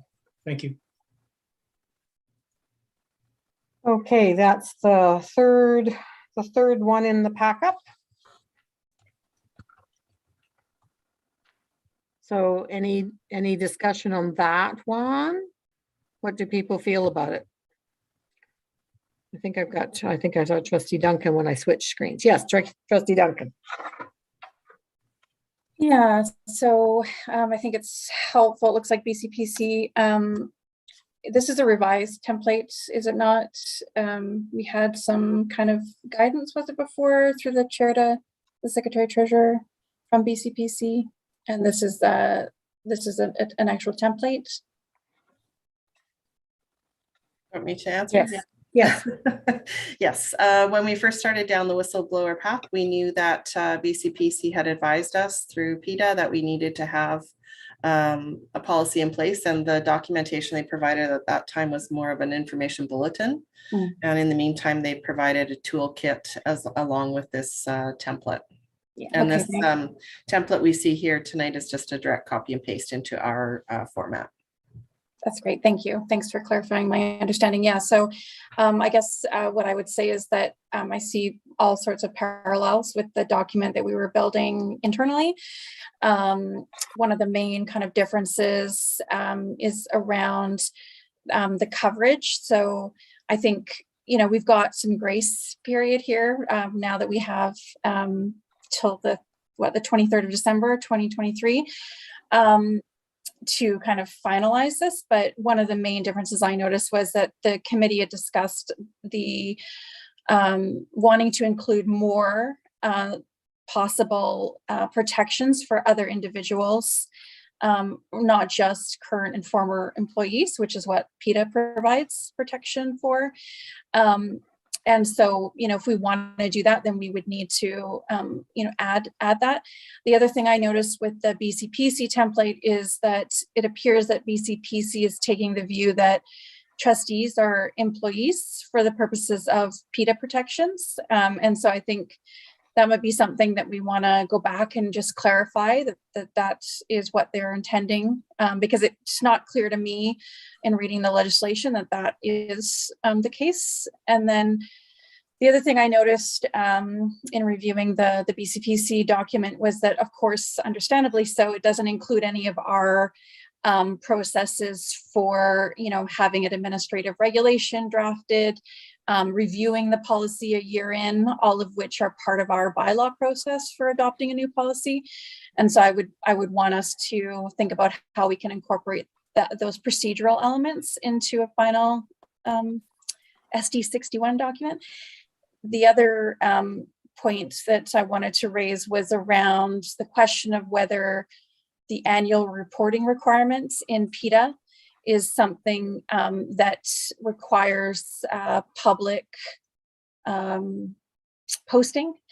And I think that, again, our policy document needs to be clear on that. I believe it's both sections 38 and 39 of PETA, which set out specifically what the requirements are to be contained in an annual report, and specifically require public bodies to post those for the public so that it's not an in-camera document. So I think it's something, again, that we should clarify. Those sections of PETA, they also set out the extent to which privacy matters should be considered when putting the report together. And so my suggestion would be that some of that kind of nuance and detail could be put into an administrative regulation to help to sort of complement the board policy. So yeah, those are my initial comments, but I'm glad to see we've got a little bit more grace period here to get things rolling. And thank you to the Secretary Treasurer for bringing the template forward. Okay. So where do we go from here then? So I'm looking for direction. Anybody have any suggestions? Did you want me to bring my comments as amendments? I mean, if you wanted to work through it tonight, I thought the intention was to have a conversation and then bring this back with amendments maybe later. What I'd like to do is if we're going to work on a document, we pick one document to work on and see if we can make some headway on one document as opposed to flipping between three right now. So having said that, the one that we had that we brought to the board in December seems like it's the one we're not going to talk about. Is that correct from everybody? So Appendix 1, I see some nods around the table. We're not going to talk about, correct? So let me just get a show of hands or thumbs up. Okay, so we're not talking about Appendix 1. That's out. That's good. So that's one less document on the table. If we're talking about are we talking between Appendix 2 and 3, or are we talking just about amending Appendix 3 to meet the requirements of what we'd like to see go forward? Any Trustee Painter? Thank you. What I'm hearing, and Nicole, if I'm wrong, I know you'll tell me. What I'm hearing is it sounds like the BCPC provided Appendix C is kind of the template we should be moving with, and then amending and adjusting and updating based on, I think, Nicole's very sound recommendations or thoughts. I'm wondering, and this is just me wondering out loud, I'm welcome if my colleagues disagree, if this is the place to do that, or if maybe we need a motion or something to refer Appendix C back to yourself and Nicole in whatever capacity you were reviewing this for updates or amendments to fall in line with what Nicole was recommending. That is just my thinking out loud for the benefit of my colleagues. Well, To me, as long that as we're, seems like a, as long as we're starting with one document, not working from three, that seems to be a good place to start with. so we do have a motion on the floor. I think Tom moved the motion for C. So what if, now my apologies. Elaine and Nicole, are you working in this as part of the policy committee? Is that? No, we just did it on the Zoom Our spare call. time, right, Elaine? What's their time? Yeah. Okay, Between maybe, midnight and 2 in the morning. right. Maybe then, and this is playing a little loosey-goosey, but maybe just amend the original motion to refer Appendix C to the review process for the whistleblower policy without trying to be too prescriptive. I don't know if that makes sense to folks or if they think that falls in line with where we're trying to go. To me, in my mind, that's where I think this makes sense, but I don't know what people think. Nicole. Yeah, I was just going to say, I'm happy, we've done most of the legwork and the research anyways. I think having the BCPC document as the document we work from and make some changes and bring it back makes sense. I'm happy with that wording if we need a motion. Otherwise, I'm happy to just go and do the work and bring it back to you if that suits the committee. It's either way. I'm okay with that too. I'm okay with that too. Why don't we even see if we can get it done before the board meeting? Yeah. Let's aim for that. See if we can get it on the agenda for the board meeting if we're that far, because I don't think we're that far off on this one, and I think it might few tweaks and we might be there. So fingers crossed, we might be on the board agenda. If not, we'll be at the next ops meeting. Does that work for everybody? That works for me. The only thing is we'll need Tom to withdraw his motion. I'm not sure if it was a real motion. Oh, was it not a real motion? I thought I heard that. I think it was to start with number C. I don't think it was. Okay, I don't fair think it was enough. a motion. Exactly. Okay. Okay. Does that meet with everybody's approval that Nicole and I can work at this one more time and bring it forward as quickly as we can? I think you guys have it well in hand. I don't see anybody else against that, so we'll move that forward. Okay. So we're moving on the agenda. Paper. We're moving on to F1, Victoria High School Seismic project. And I just want to, before we get into Chuck's discussion, I just want to reiterate what I said at the beginning of the meeting, that the 21 pages that we received from Esther, our staff spent a long time gathering the information and putting the document together, and is now under for the record for everyone to be able to see the answers to the questions, because we felt that it wouldn't have been as beneficial to have it come here and just read a question and answer when the context wasn't there, and the whole context is on the document on the website now. So we hope everybody gets a chance to read it and can absorb the information that's there. We will go now to Vic High. Pardon me, I do have a question. Pardon me. Thank you very much, Trustee Leonard. You have just referenced a work that I prepared. And so I do believe it is within my prerogative to comment. I have had a look at the response, and actually my questions, you mentioned context. My questions are nowhere listed in the document that is prepared and posted on your website. The answers are within the documentation that was put on the website. However, how can I verify that, or anyone else, if my questions are in fact not there? Because some of the question, well, that's the way we put the information forward for everybody to read in the context of the entire document. Your answers were jumping all over the place with partial information and partial documents that were presented at the time, and we tried to make it into a flow of information that everybody could understand, as opposed to just taking questions out of little snippets of questions here and there. So that's the way we've chosen to answer the questions, and all of the answers are within the documentation that you asked. However, pardon me, I do take offense to you saying that my questions jumped all over the place. No, that's fine. But This is what how I we have would like chosen, to this is how say, we have chosen to answer the question that you posed to us at the last meeting. right. And I also requested in my email when I submitted my questions that if I submitted them, I believe 3 weeks in advance of this evening.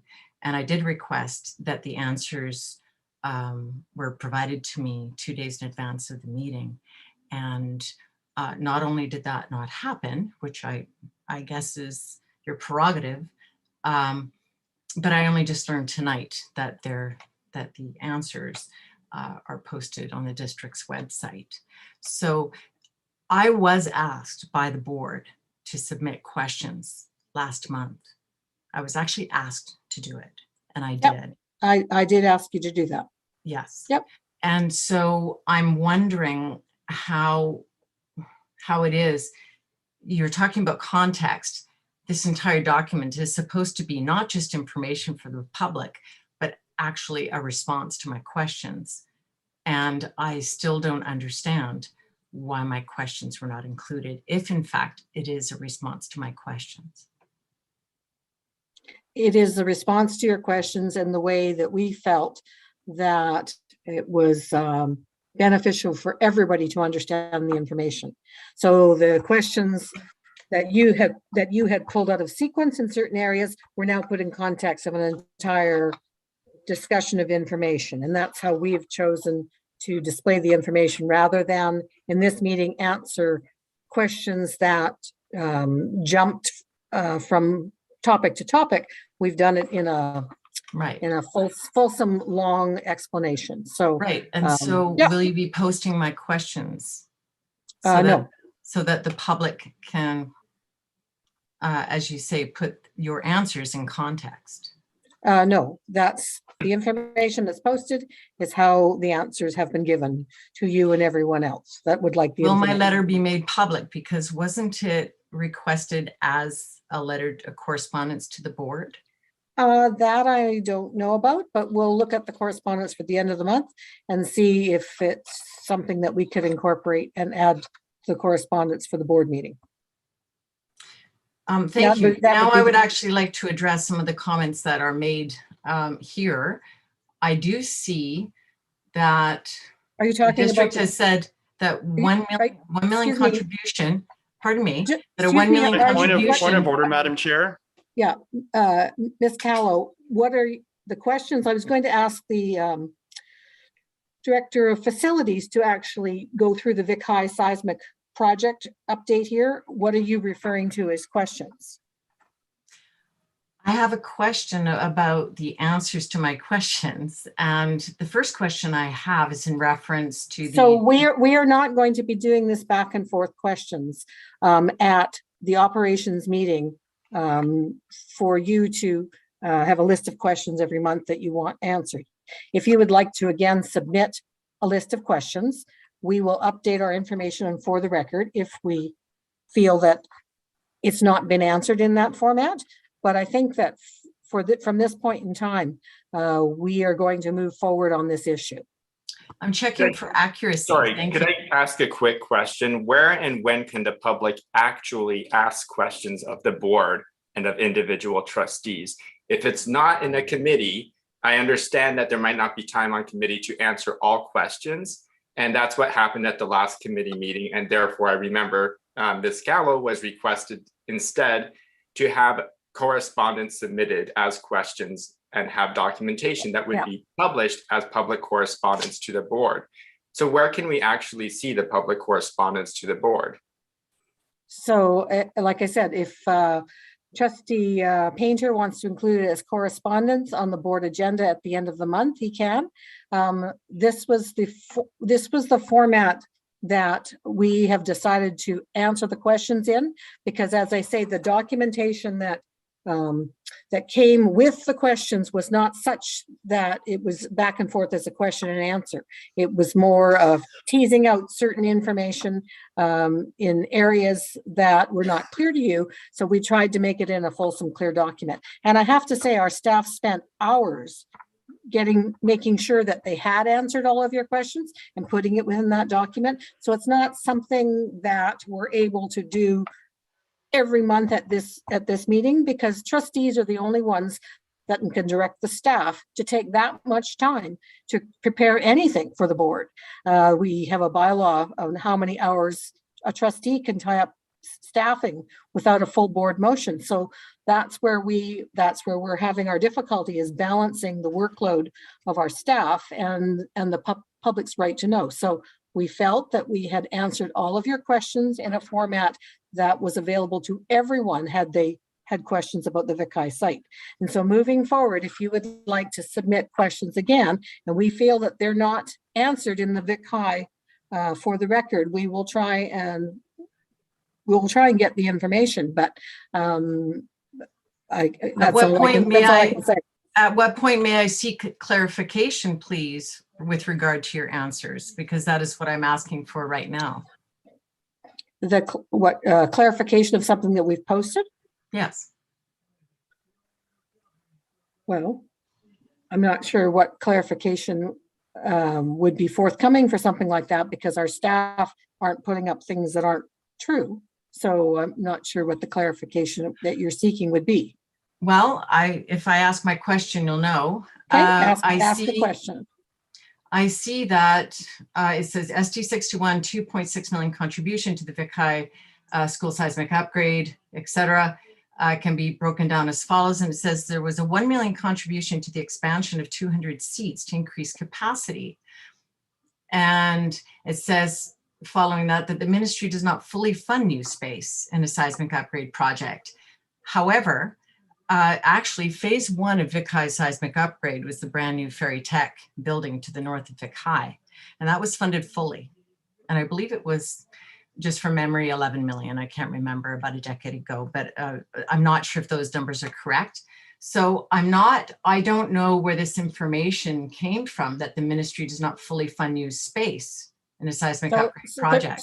There's been a couple of different government changeovers since then, and ministry regulations change all the time. We never used to have to put any money towards new builds or seismic upgrades. We do now. So things actually, I'm not sure that information is actually correct either. Oh, yeah, it is. Could you please show me the documentation? There's no documentation. Point of order. I don't think we're not supposed to be debating with the public. Like certainly trustees can ask questions, the public can present, there can be some areas of clarification, but this is quite beyond our regular process. So but that is why I'm asking to the chair. It is why I'm asking for about this, but I think it's something that needs to be taken offline. In what form? Through the chair? In what form, please? I'd be happy to take it offline. Thank you. What form would that be, please? So you can send your questions to the me as ops chair, and I will forward them on to the secretary treasurer. The questions that you have regarding what's been put on for the record.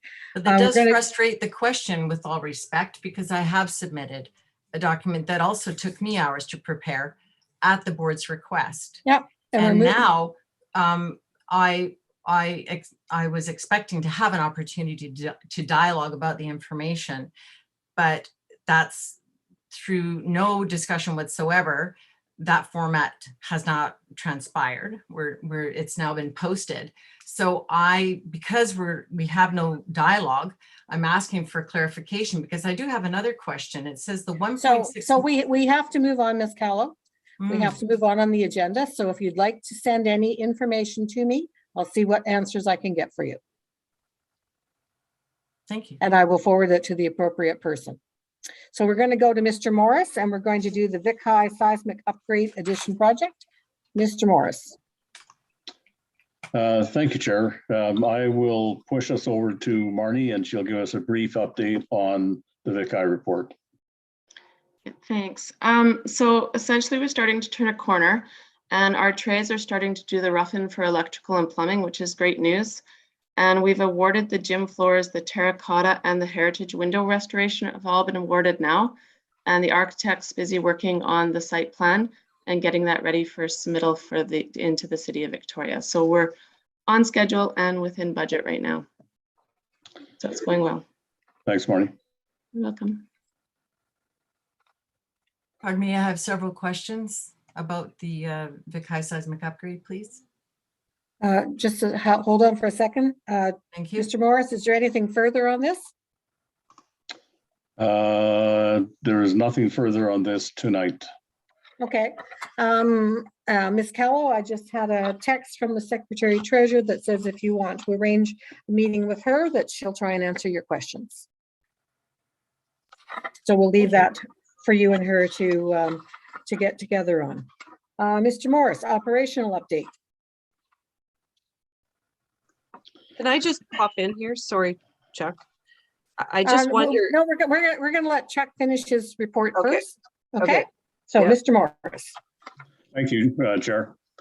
So in front of you is the update for February 14th. If you scroll through it, you'll see that we've been very busy, of course, still and again, with the COVID test kits that were distributed. We had to sort them all out and then distribute them to all the schools, plus independent schools, as at the same time doing all of our other work. Minor capital upgrades, you can see what we've done in there. Metal shop consultations, we're going through each one quite diligently. Everything you see here is taking place today. Our fire alarm and heat detector upgrades are underway. The heat detector upgrade should be completed, I believe, towards the end of this month. And there were a lot of them that were had to be replaced because they were outdated. Just a few brief words on the major capital operations with Mark Baggett and his crew. Those guys are just all stars, and they're every time I turn around, they're doing something great, and I have to applaud them for that. Transportation, Eric is right on top of it. Our buses, we have been told, our electric buses are now on the assembly line. So it won't be too long to run through that before they start their transit up to this location. Health and safety, brief. Brian's doing a fantastic job with all of this, and he's keeping everybody up to date. Climate and energy, Brian Leslie. Brian's an all-star as well. He's been saving us all kinds of money and trying new things, such as getting rid of space heaters underneath desks and trying out some seat warmers, which quite a number of staff now enjoy. That's only 11 watts, I think it is. I want one of those.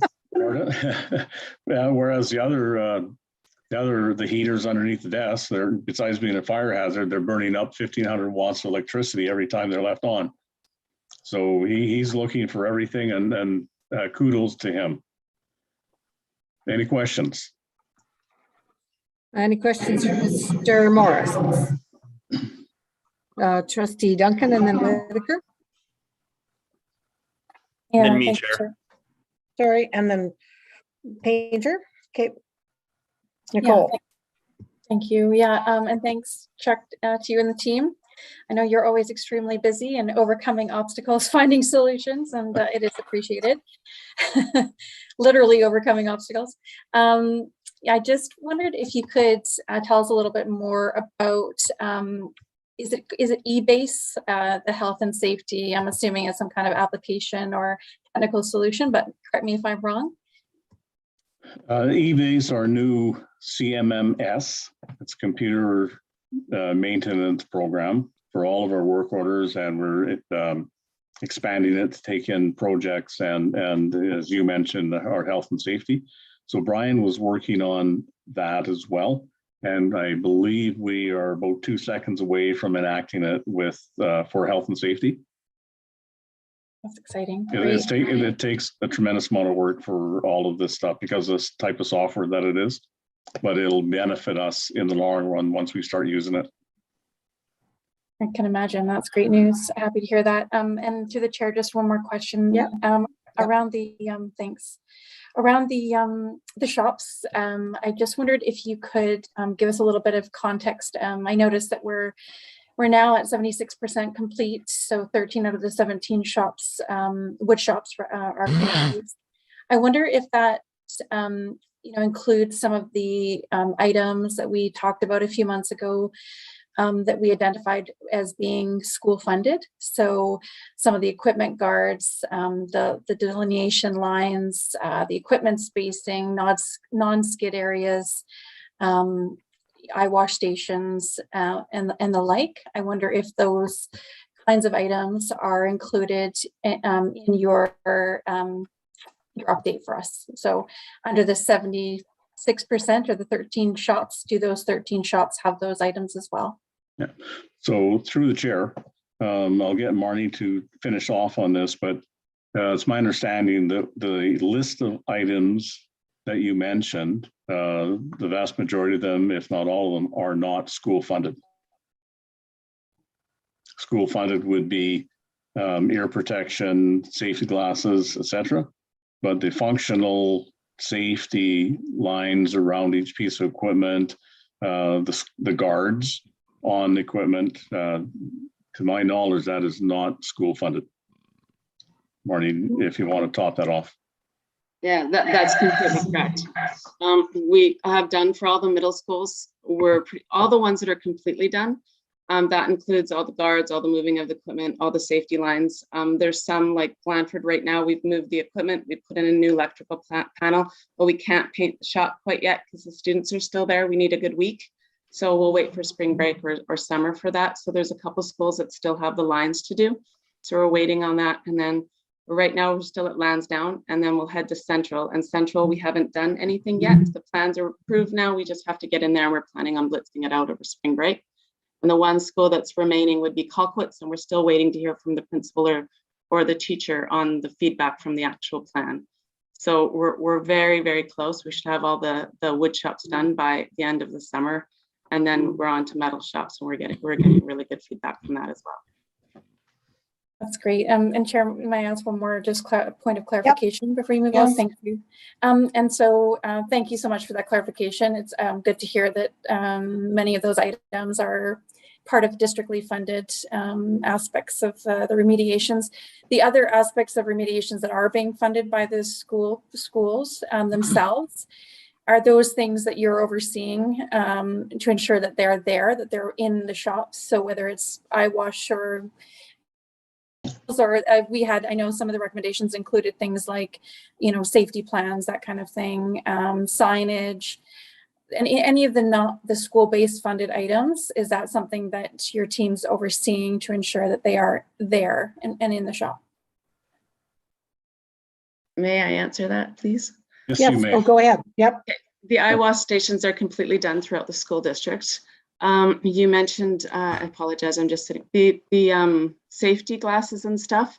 I think I'll defer that one to Colin Roberts, if he can answer that one as well. But everything else, all the signage for the different pieces of equipment, how to use it, they're all up. The only thing of signage that we have left to do is we have to put the serial numbers on each of the machines just as a sticker, so we know that they belong to the school district, and those are in the works. But other than that, then they're all up to date and complete. And may I add through the chair that it's the district doing that. Those costs for the eye wash and the other things that Marty mentioned, the bulk of that is district funded. Right, thank you. Trustee Whitaker, did I see your hand up? Thank you both, Chuck and Marnie. Really glad to hear about the work being done on the shops. It's really nice to hear that. But I did want to just jump back and I'm sorry if you don't have the answer, I understand, but I did earlier ask of the Secretary Treasurer about consultation on the childcare at Vic High and whether and what that area would be. Right now, I received a letter because I'm a parent, and I was just wondering if you had more information. Is that the extent of our consultation on that? Just it sort of seemed the obvious that maybe George J should be included in that as well, along with, the neighbors. And I believe that's what we did for McCully. So I don't know if you know her. I see the Secretary Treasurer has her hand up. Yeah, sorry. I just had a quick email back and forth with Marnie and Lisa, and we follow policy 7122, and it speaks to the surrounding neighbors and sort of the visual impact to the surrounding neighbors. And we have not included feeder schools before. Doesn't indicate that in the policy. So we wouldn't do that as a normal course of business in terms of adding childcare studios to school grounds. Okay, Trustee Painter? If I can Sorry, clarify. I feel like, yeah, go ahead, go ahead. But we are going to contact the neighbors. Just I know that there's a lot of other childcares on that street, along with a lot of businesses.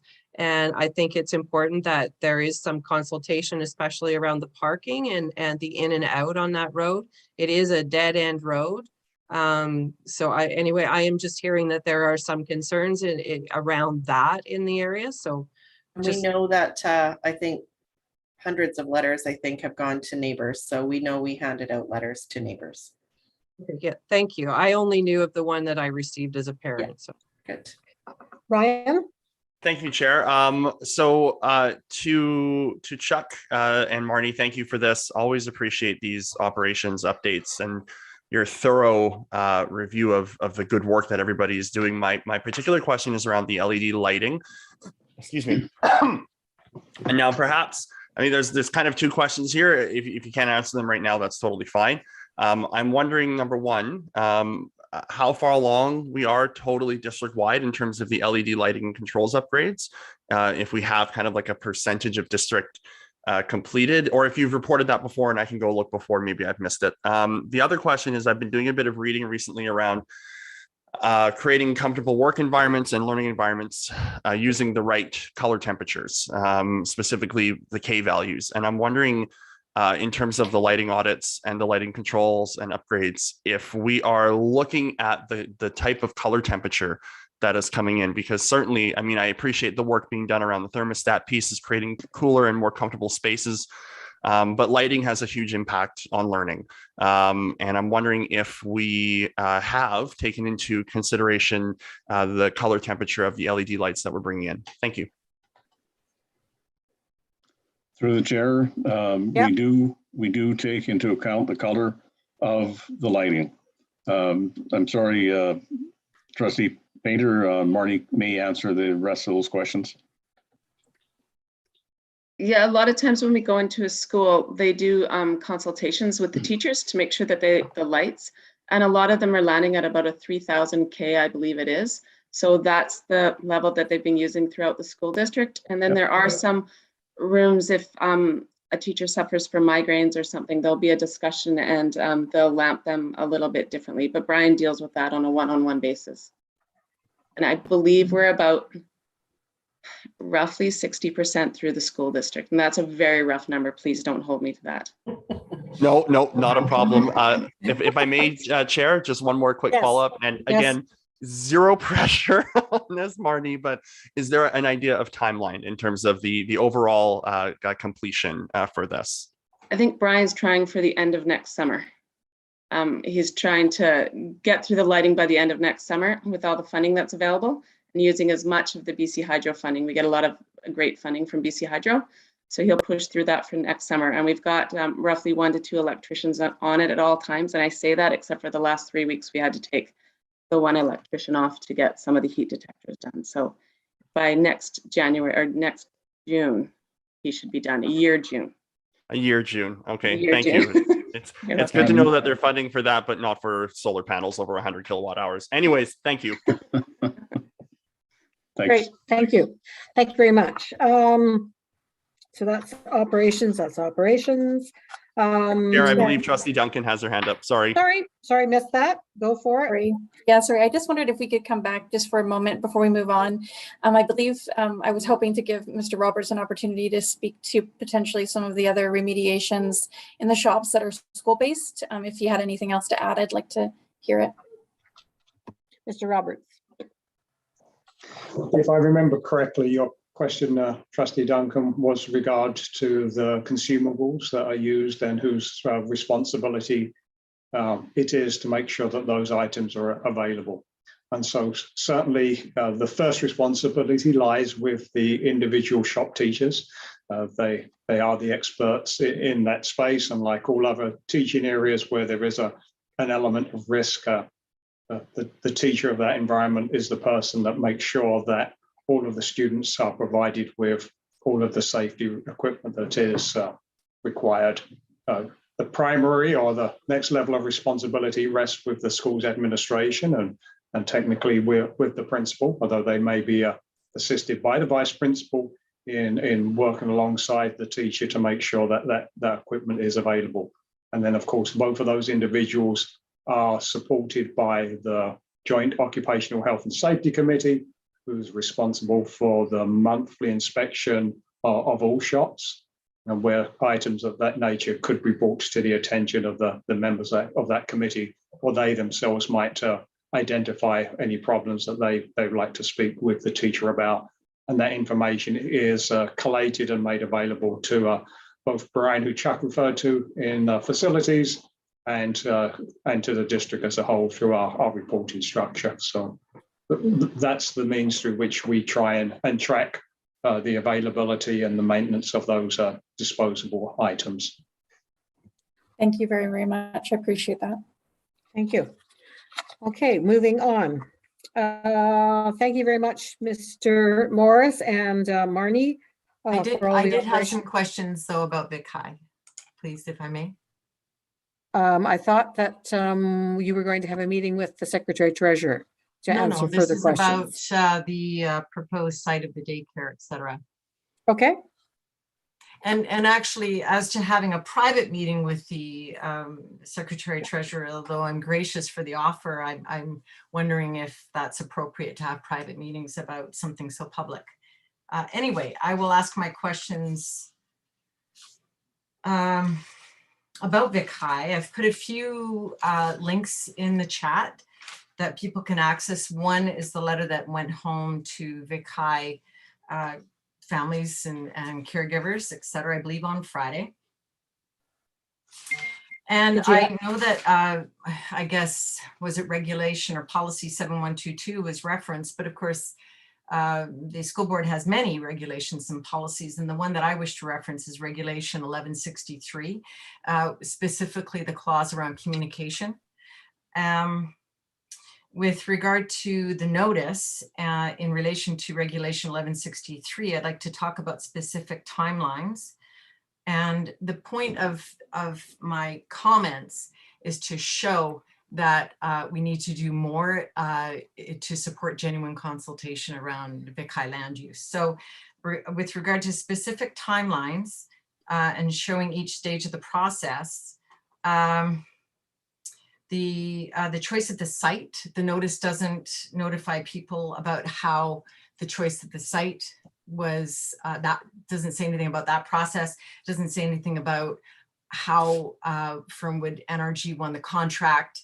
And then again, about another point is around background info that's timely and comprehensive. Policy 1163 actually talks about that it's best that consultation takes place, when a project commences. And of course, the daycare was part of the funding application in June 2018. And so it's almost 4 years down the road. And this is the first time that the public has been notified about decisions. And in the spirit of regulation 1163, that other options are considered. The notice gives no options, which of course is the spirit of consultation, is that the public has choice. And there is no choice with that notice. The public is offered to just, or it's recommended that they give feedback. And so what I would like to see is an opportunity for dialogue within the community, as well as with the school board about what options are available. And I would like to specifically point out that Spring Ridge Commons is now available and is a much better site, because the notice, I believe, says that the configuration of the building on the Vic High site at the north end has the least impact on Vic High's garden, but I would argue that the least impact would come from an entirely different site in which there's no impact. And that would be Spring Ridge Commons. Okay, so that is part of the feedback process. So if you participated in the consultation, that would be feedback.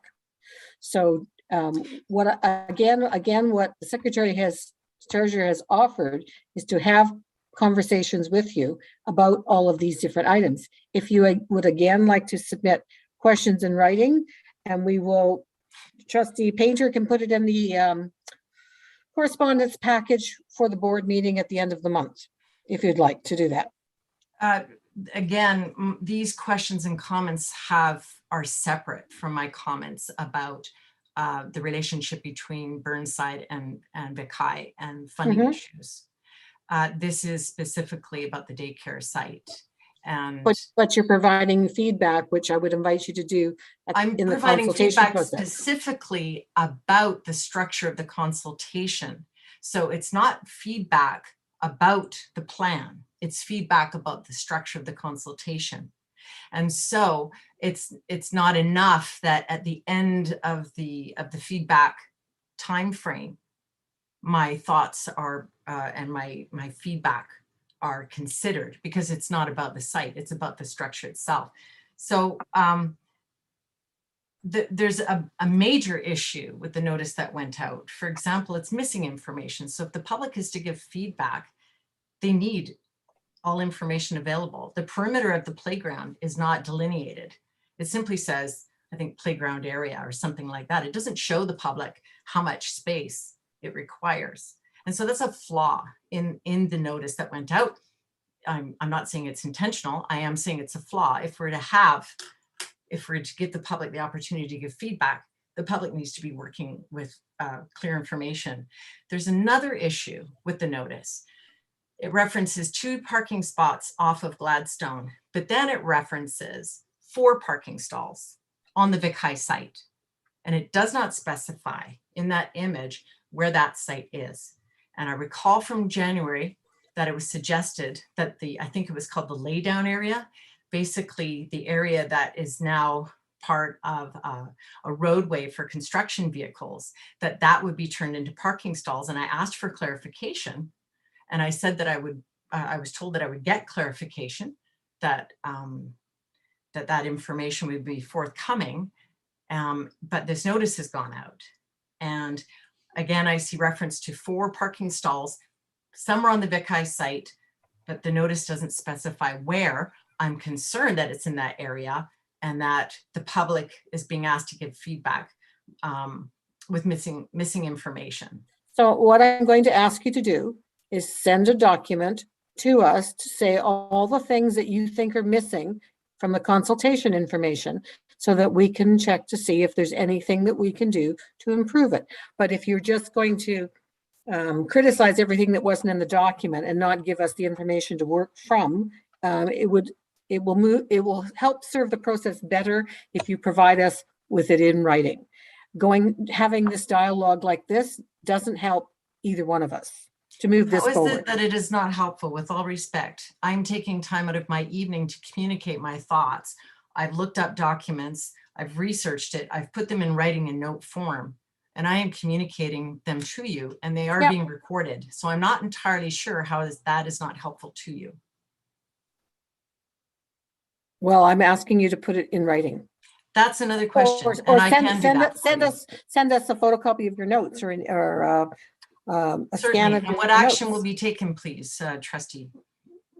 The action would be that the staff would look at it to see if there was anything that they missed in the documentation that was sent out. I'm not guaranteeing they're going to change anything, but they'll take a look at it, because of course we want to be accurate. We want to have the best consultation process that we can, but just having this conversation back and forth is not moving the needle on the conversation.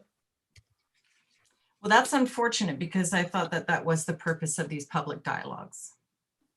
Okay, I'm going to move forward for the next agenda item. I do have one more comment, and that is that in the parking study, the consultants identified the need for 153 parking stalls. In the variance application that was submitted to the city, there was only a request for 149. And of course, that means that there can be a minimum of 149, but it can be in excess of that. And it was recommended that there were 153, which may reflect the 4 stalls that are being referenced here. However, on the site plan, there's no room for those 4 stalls. So I would like to very much know what the plan is for where those stalls will go, please. And I think it's pretty clear. I also, I must comment again, I am a volunteer in the community. I have taken a lot of time out of my day to communicate this to you. And I object to this suggestion that I must, on top of it all, put it all in writing. I do object to that, and I take offense with all respect. Thank you. Thank you very much. We have no public disclosures of in-camera items. Under new business, I know that I said I would come back to Isabel. I have now seen the document that you have for us, and it's 23 questions long.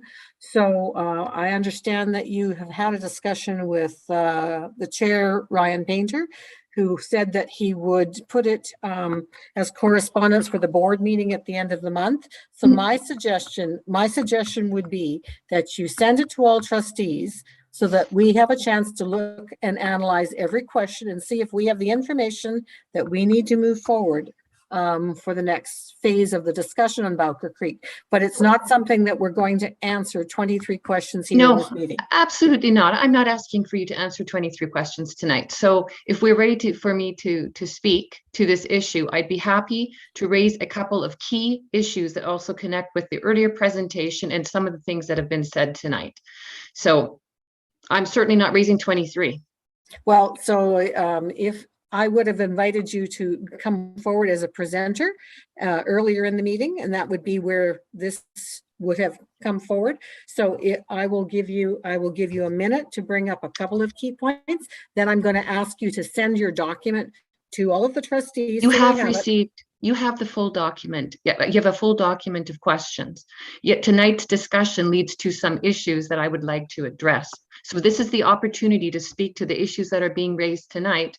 I'm not raising 23 questions. I'm raising some questions from tonight's conversation. Okay, and given that we've had a lot of back and forth, we've heard of other issues, for you to limit me to 1 minute seems highly unfair. I won't take very long. But don't please cut me off after 1 minute. I will keep you to a minute or two. So proceed, please. All right. So first of all, given what I've just learned from the last conversation, I have submitted questions. One question I will have to you is in what form I can expect to receive answers to the questions, and all the people who were CC'd, how will we all receive answers? Secondly, in this meeting tonight, I'm hearing the rush of the timelines to February 28th and how there isn't even time for possibly a meeting to be called together, that this decision has to be made February 28th. At the January 24th meeting, there was concern raised by a couple of trustees that you were reading the first and second bylaws and that would be passed, and that because there were concerns already raised then that there were questions. You all said, there's time. That's why we have third readings, because then we have time and you have an opportunity to raise your questions. And yet, while we know the questions are going to your next board meeting. So there's the first question related to that is, what is pushing these timelines? What's the reason for the rush to get the third bylaw reading in on February 28th? There is a heck of a lot at stake here, and I have yet to understand and hear a reason given why this is being rushed through to February 28th. That's question number one. Second, I truly deeply appreciate the presentation made by Jody Walker from Bowker Creek Initiative and the offer of collaboration. That is something that we would all of stakeholders have wished to have had in terms of consultation at the very beginning. But here's my concern. The proposal she's talking about, which is valuable to have on the table and to discuss, says it's talking about a win-win-win, and it presupposes that it is a good idea and in the interest of the public interest to sell this piece of land. And that's what I want to have and see questioned and discussed. I've heard you all talk about equity issues tonight. There are equity issues that are part of this conversation. It's an equity issue with regards to the loss of school land to the community in this area where there is a huge densification push. We have been targeted for densification, and at the same time, the examples are ever present. Across the street from Lansdowne Middle School, you have two family homes that were taken down and a 16 3-bedroom townhouse, so each unit, 3 bedrooms, put up across the street. We are slated for more of that development. Lansdowne Middle School is already split between 2 sites, north and south. It was originally an elementary school. Where's the elementary school for this neighborhood, and what happens to Lansdowne Middle School as it continues to grow?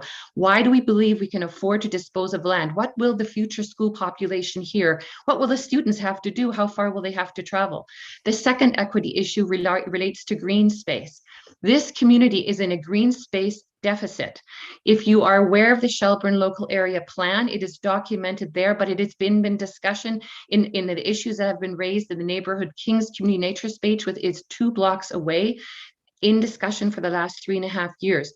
By selling this land, you put this community in a deficit in terms of school land and school use and future school use and green space, which we know is fundamental for the mental, the physical, emotional, and spiritual health of our children and our community as a whole. And you are putting us in further deficit. So a win-win-win proposal still maintains, it increases our deficit by taking that land away, which is valuable. And I'd like to understand from those questions, why do you believe, what is overriding, what is trumping these equity issues? What do you believe is so important to solve now by selling this land for $2.5 million to put this community into a school land deficit and a green space deficit? Thank you, Isabel. I'm going to have to cut you off there. Okay. Deanna, what were you speaking to? King's Nature Space as well, and I just actually would follow nicely with what Isabel did a good job of talking about the passion and energy that we have in our area. Because this is unusual that we're doing this late in the evening and this presentation was earlier. Point of order. You moved us to the end of it. I tried to speak. I did. I moved Isabel to the end. Deanna wasn't on my radar. So Deanna, you have a minute. Excuse me, may I just call a point of order? This is actually on the agenda, right? I put this on the agenda because I have some questions. So maybe we can just have a nice civil conversation and not be trying to cut people off. I put it on the agenda because at the last board meeting, I had questions. I was presented with a PowerPoint presentation in the meeting and then asked to vote at the end without any opportunity to ask any questions. So while I'm hearing the public say, whoa, slow down, we have questions, I'm also going to say that. So Chair, can you please slow down and let us all ask questions? And it's not at all unusual for these meetings to go past 9 o'clock. You voted to create the committee structure to make it more informal, to allow for the public. Jonathan. Yes. Deanna, you may proceed. Oh, I think, quite frankly, this has been a real eye-opener for me as a public member. My kids are adults, and I just I'm actually shocked by what's going on here. It's becoming, the more I'm learning, the more deeply concerned I am about this process. So I heard a lot of emotion around the books, and I get that, but I don't understand when I watched the last meeting that you were talking about developing green space on a schoolyard, which has unique properties with a creek running through it. And 2 trustees that asked a lot of questions, and I welcomed that because we're passionate about this. We've worked for years on preserving green space in our area because we know the kids are not going to have it. Every home, they take 2 homes, they take the trees away. There's no yards, there's no trees. Anyways, the vision, we are working on grants right now with the King's Nature Space, and the night we were celebrating that we could start the good work and get this grant writing, and we have visions for salmon streams and biodiversity and wildlife monitors. I visit kids in the park and show them the owl boxes, and we visit owls and we look at owl pellets. And my vision is we walk up to School District 61 and there's a wetland and there is a floodplain And the children at School District 61 can become stream keepers. They can work in nature, live, understand healthy streams and rivers, walk down through the King's Nature Space, learn about owls. Down further, they're learning about salmon, and on it goes through different school districts. This is an amazing opportunity. And it just seems like we just need to slow down. I've looked in, I mean, do you realize that Island Health was working with hospice and trying to find a place? And in 2017, they were working at a place. Do you know that hospice has a $20 million reserve fund? I think it's the provincial, you guys do need money, but I'm saying I've spent what you're losing. We don't have the luxury to say, let's just sell off and develop this green space. We don't have that luxury. We have to look 10 years, 20 years down the road. These kids need nature like they need books to grow their minds, to be healthy, and to live, like to grow normally. It's just it's just as essential. And thank you tonight. This has been a really long meeting, and I appreciate you listening. There are a few trustees that did not respond at all to any of my emails and my request to show you. I have volunteered every single day for 3 years trying to save that green space after I learned of the dead owls. And I've been working with municipalities. I've worked my butt off. And you know, there's a few trustees that didn't even respond to my emails. There are some that thank you. I'm going to get the opportunity to share some knowledge that I have about this. And let's just slow this down. Like now we've lost 2 trustees that were asking lots of questions about this, which I welcomed. And I don't know what's going on here, but it's very concerning. But thank you for letting me have a chance to talk publicly tonight. Hey, Trustee Whitaker. Hey, thank you. And thank you for allowing me to have the opportunity to ask some questions since the last meeting, because I do have a couple. One, and I don't know if, I think somebody's going to have to come back with this answer because I don't see hospice in the room, but I am interested to know, what is the plan? How many beds are actually going to be going into this facility? So I don't know if somebody needs to write that one down so we can get that answer. Thank you. It's in one of the documents that we've received. Okay. I didn't quite catch that, so maybe somebody can just slap me with that. And then, you know, from a district perspective, what is the projected student population growth expected in this area? I've just actually, I'm sorry if it was Deanna or Isabel, but they've also commented towards that direction that, you know, from everything that I've heard in our recent conversations around boundary reviews and our population growth, that we absolutely need another elementary school in the downtown area.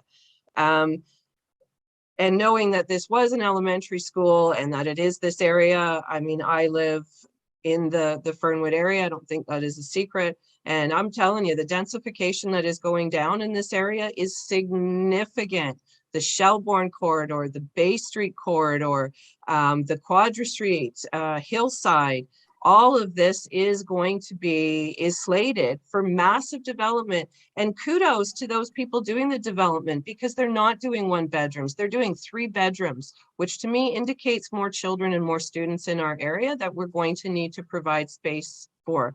So I'm also hoping that somebody can come back to me with what is that expected population growth for this area, and does the numbers that we are acting on include the new projected densification of the area? Like, you just can't miss it when you go down Shelbourne right in this area. It is just, it's massive, just massive. So would like to get some more information on that. I'm also, when I was reading, and again, I'm sorry everyone, but COVID brain fog is very real. So when I was reading through a bunch of the information, there's a bunch of little bits of where there's, and I don't remember the terminology, but like triggers or clicks that when certain things are going to happen through the discussions with hospice. So my question is when does the actual title transfer to hospice and our risk is removed? right? When is the deal final? Like, do they have to, are they able to back out of the deal and leave us back with the land and all of this effort if the District of Saanich says no to their zoning? And I'm sorry, that's a very strange way, I think, of coming to that question. But does that make sense? And is there any way to get that answer tonight? Probably not. But you're leaving these questions with us. Well, I just think that that question, I wonder if the Secretary Treasurer has an answer to that. And then I've got one more after that. Secretary Treasurer? You're just muffled a little bit there, but the title would transfer once the subdivision plan was approved. And that goes through an initial subdivision plan would be reviewed by the board, and then it would need to be approved by Saanich. And then if it does not get approved by Saanich, then what happens? If the subdivision is not approved, then the deal falls apart. Okay. And then, so, and again, help me, I'm just seeking clarification that my understanding of how things work is correct. So when we're talking about capital funding projects, and as it's been stated this evening, that the district is now, whenever we do a new big build, that we are expected to contribute some funds to that. Now, if my understanding is correct, when we looked at Vic High, we were required to give a certain amount of money. But then when we overspent on Burnside, the ministry, because we had overspent and our capital reserves was not as high as it was originally expected, the amount that we had to contribute to Vic High went down. And my understanding is that occurs because it is a formula or a percentage of the amount of money available in capital reserves that we are asked by ministry to contribute to a capital project. Is that correct? Secretary Treasurer? When we're asked to, when we have a, I guess, what would I say? When we have a major capital project near approval, the ministry asks us for cash flow, and we present that in terms of what our obligations are for that cash flow. And I don't know that there's a strict formula or a percentage, but there's a discussion that takes place, and we're advised what contribution can be expected. And then we take that for board approval. Okay, so if that is true, then is it not also true that the more money that we put into capital reserves actually increases the amount, because we have more cash flow, that we would have to contribute to the project? If we had less money in capital reserves, ministry would ask us for less money because we have a lower cash flow. That's not been my experience in my career, but I guess it's a question we could pose. I also note the independent advisor during budget last year said the reserves that this district holds are very low compared to districts of similar size. And so when we talk about land acquisition or a new elementary school or things like that, I think our financial stewardship indicates we should be holding more reserves than we do. And on that point, there was a school that was in our news feed. I think it was Maple Ridge. They have to contribute $15 million towards their new school that they're building, and they don't have that money. They're figuring out where all the pots of things that they can scrimp and save on to get that. So I don't think it's always based on what's in your piggy bank. Okay. Okay, and I will wait for the answers to those questions. And as my brain fog leaves, I will try to send you a couple of more. I'm sorry, it's been a rough week. Okay, thank you. Lisa, you have a question on this topic? I do. And first, I just want to acknowledge Trustee Ann Whitaker for asking some really good questions. I appreciate the engagement on this issue. So one of the questions I have is, we know that climate change is at our door. I mean, Premier Horgan has told us that flooding and the threat of flooding is a serious risk. Jody Watson did a great presentation for the BCI today that showed that flood risk for the greater Victoria area? What, if any, technical engineering plans has Victoria Hospice shared with you, the trustees, to date on water detention?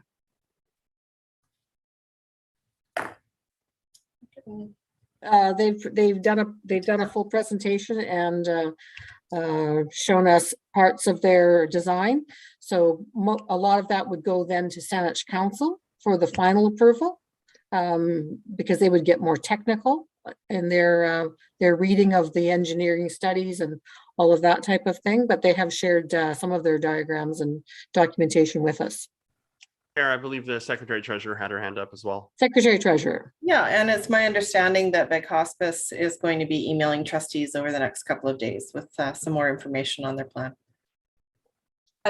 So just, sorry to interrupt. Hold on, did you finish? Just to what Secretary Treasurer has said, will we have an opportunity as trustees to have some back and forth with hospice? Because I feel some of my questions clearly can't be answered by our staff.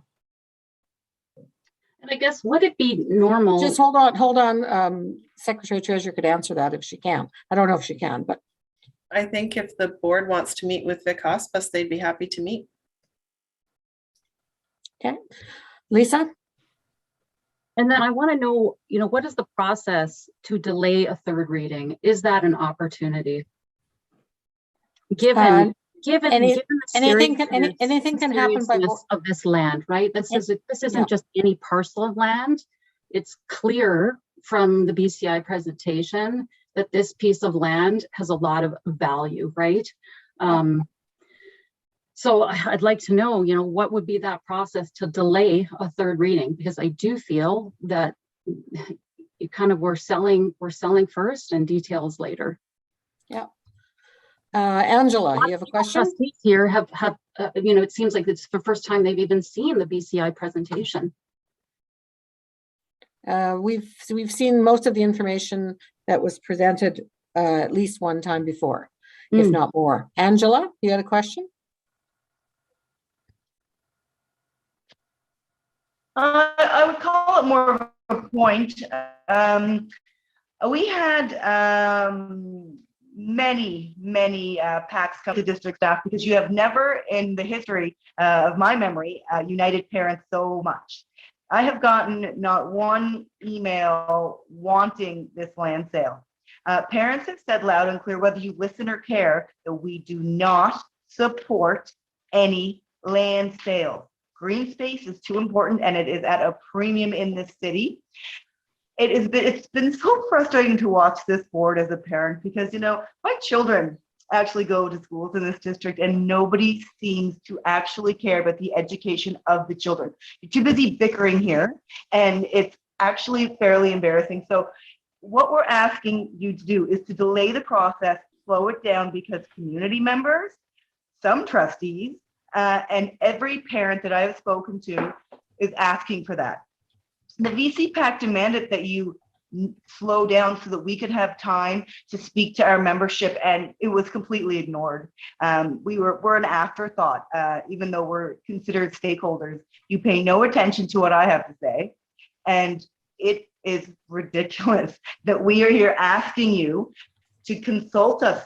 Consult your stakeholders, consult your rights holders. Has anybody asked the Esquimalt and Songhees First Nations if they have an opinion on what happens to that land, considering the fact it's unceded? We are just asking to maybe slow this process down, please, because it seems as though you're willing to sell off land to not even the highest bidder. If we have such a deficit within this, or maybe a deferred maintenance cost within this district, why are we not selling it off to the highest bidder? Because I can tell you that chunk of land, regardless of its, biodiversity, would go for a premium in this city. So if we're so concerned about, money, let's sell it out to the highest bidder. So again, if you, okay. I'm sorry. Thank you. I do feel though that this board in particular is just not listening, not to the VC PAC, not to community members, and certainly not to students. So thank you. Thanks, Angela. I have nothing else under new business, no notices of motion. No general announcements. Elaine, Trustee can I Whitaker? just, I have, Oh, sorry, Trustee Waters. I don't know if Nicole or Anne were ahead of me, but is it No, okay if I go go? for it. Yeah. I definitely I have just noticed. wanted to point out that the consultation around this goes back to October. So I understand that there's a feeling of things being compressed and rushed, but the public consultation, the engagement timeline started in early October. And the board has actually pushed back our decision-making process once already, and we certainly could by majority vote push it back further. I mean, that's always a possibility, but it isn't true that this is all happening right in these last couple months. So the first like public thing that went out was October 14th, right? And there is quite a bit on the website around the engagement activities and the engagement timeline, as well as a whole bunch of additional resources from the public information session, all the stuff we've received from Victoria Hospice, all the media releases, the board approved motions, an FAQ, property plan, and summary engagement report. And so it's excellent to be continuing to have these conversations and to receive all of the feedback. And it is, you know, so incredibly valuable. And I think, you know, I understand that there's some anger and frustration, but, you know, we do as a board really care about, you know, every step that we're taking here, and we're taking it carefully. So, you know, I just want to thank everybody for their, you know, participating in the debate and sharing their feelings, but do want to direct everybody to some of those additional resources, because I think it lays out a lot of the things. Like there was a question around, you know, the population growth in the area. You know, the Richmond school, now Lansdowne, you know, it's at 700. So we're not going to be putting more kids in that area. And that's clear. Like we cannot grow that community school any bigger without creating some challenges for that school community in terms of what best practice is for a middle school. So some of those answers are in there in the documentation.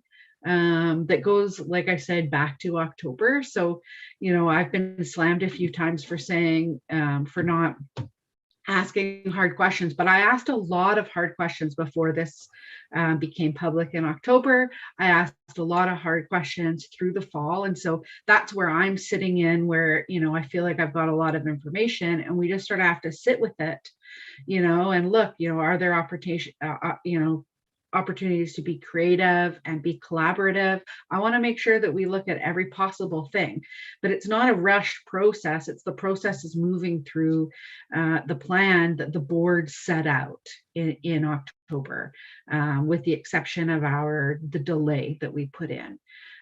So yes, the 2 readings were read, and it does provide us this time to have this conversation. You know, I was asked, you know, how many conversations have we had with parents? Hundreds. I've had a lot of conversations, and those conversations will hopefully continue over the next few weeks as well. So just want to point to that under the SD61 news and events, you know, to make sure that we're really clear that this is going back, you know, several months. So anyways, I just wanted to pipe in and also to thank everybody for their comments and for their passion around this piece of the Boker Creek. Thank you. Thanks, Elaine. Yep. Trustee Duncan, did you have your hand up? I did, yeah, thank you. Okay, thanks. I just wanted to say a few things, one of which was from a process perspective, at the last board meeting, the board decided not to delay a second reading or to delay any readings. And so it doesn't mean that at the next board meeting, that third bylaw reading could still be tabled, or it could be referred to another meeting. So there is a mechanism process-wise for delaying the final bylaw reading, pending further consideration of some of the concerns that are being raised here tonight. And I think, you know, from my perspective, I really appreciate the comments that are coming forward tonight from our guests at the committee. I share a lot of those concerns. And I think, you know, from my perspective, it's not about, you know, saying that, you know, it's not about criticizing the consultation process or the timeline. It's about reassessing where we are and whether we have everything we need in order to exercise our judgment as a board in a reasonable and well-informed manner. And, you know, I've wanted to slow down the process because I feel like there are factors that we have not considered as fully as I think we should before making such an important and impactful decision. And I think some of those factors have been laid out tonight. You know, it's a concern for me when something as fundamental as, you know, an initiative and a blueprint was signed on to by a previous board. And, you know, I found out about that very, very late, being a new member of the board. And it's, you know, absolutely central and pivotal to any decision about land use here. But, you know, I'm really heartened to hear that folks are remembering through all of this, that this is about land and preserving land for educational use, not just this year or next year, but into the future. And when I first started as a new trustee, we were in the middle of a boundary review. And, you know, Richmond Elementary was being used as a swing space to help house students and while schools were seismically upgraded. And we intended to use it as an elementary school. That was what we thought would likely be the use of it moving forward. You know, and I hear from my colleagues around this idea that, you know, Lansdowne Middle School, both north and south, has reached its capacity, is as full as it can get. But, you know, if anything, I think that's just it further illustrates the need for land in these neighborhoods. So I want to say thank you to everybody, but I also want to say, you know, it's not about criticizing the process. We shouldn't be afraid to change approach or to slow things down. The community through the consultation process is bringing things to us. I'm saying as a member of this board, they brought things to my attention that I wasn't aware of, you know, last year when this first came to the table. And I think it's a good sign of sound decision-making when we pause and we go, you know what? Yeah, we need to explore some of these other points and put and you know, weight them maybe a little bit higher than we did last year before we really fully considered them. And then the last thing I just want to ask is a question, and it's around capital funding, because I think we as boards of education need to be a lot more clear about the extent to which the ministry undertakes an assessment of our contribution to these kinds of projects, whether it's you know, just capital funding in general. My understanding was that there is a ministry policy, and I'm sorry I wasn't able to lay my hands on it quickly this evening, but I thought, and again through the chair to the secretary treasurer, I thought that ministry policy essentially says that the ministry capital funding folks will undertake an assessment of a school district's ability to pay or to contribute to a capital project when an application comes forward. And it's on the basis of that assessment of a district's ability to pay that a contribution is agreed upon. So, you know, I think this is something we're going to have to get our heads around, and I hope we can get some greater clarity, maybe directly from the ministry around how this works and how they undertake that assessment. But I hope that, and you know, thank you to the chair for allowing these discussions to sort of unfold. I know it's late, but I think it's important that we take the time to hear from everybody. So thank you. Thank you. Anne, did you have your hand up? Trustee Whitaker? Oh, and then I have Ryan. I just do, you were blowing through the agenda and I have next pieces. Oh, Ryan then. Yeah, thank you. I don't want to belabor the points that my colleagues have made, which are all sound.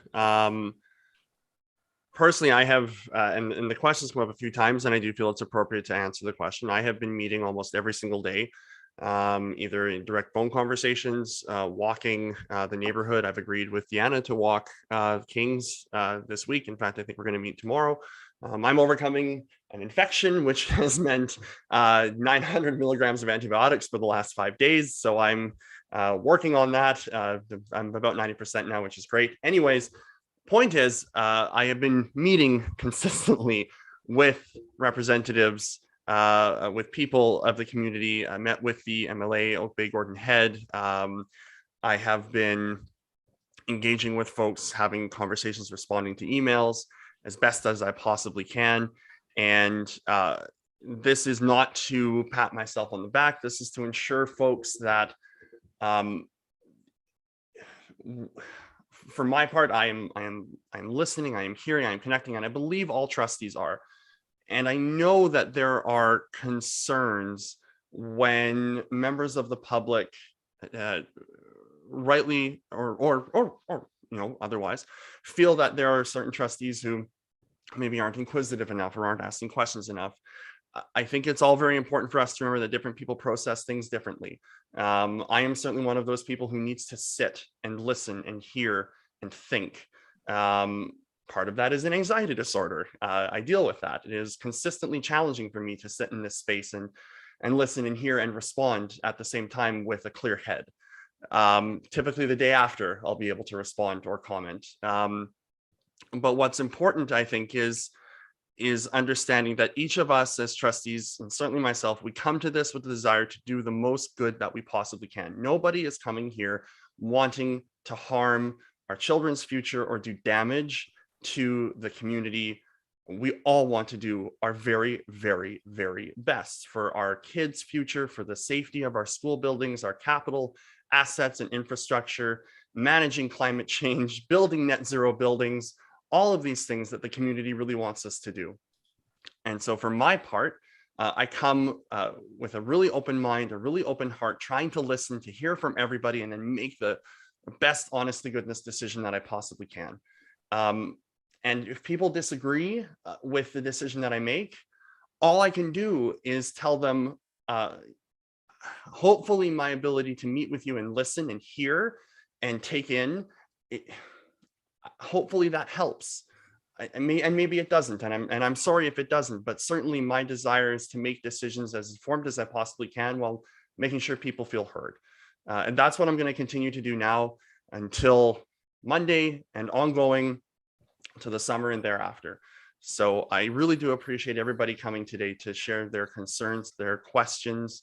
We will continue to engage as best as we possibly can, not just with you, not just with our staff, but with the community, to make the best decision the board can. So I really hope that we continue to approach this with curious minds and open hearts, and do the best that we all possibly can as a community, because that is what we are here to do. Thanks. Trustee Whitaker.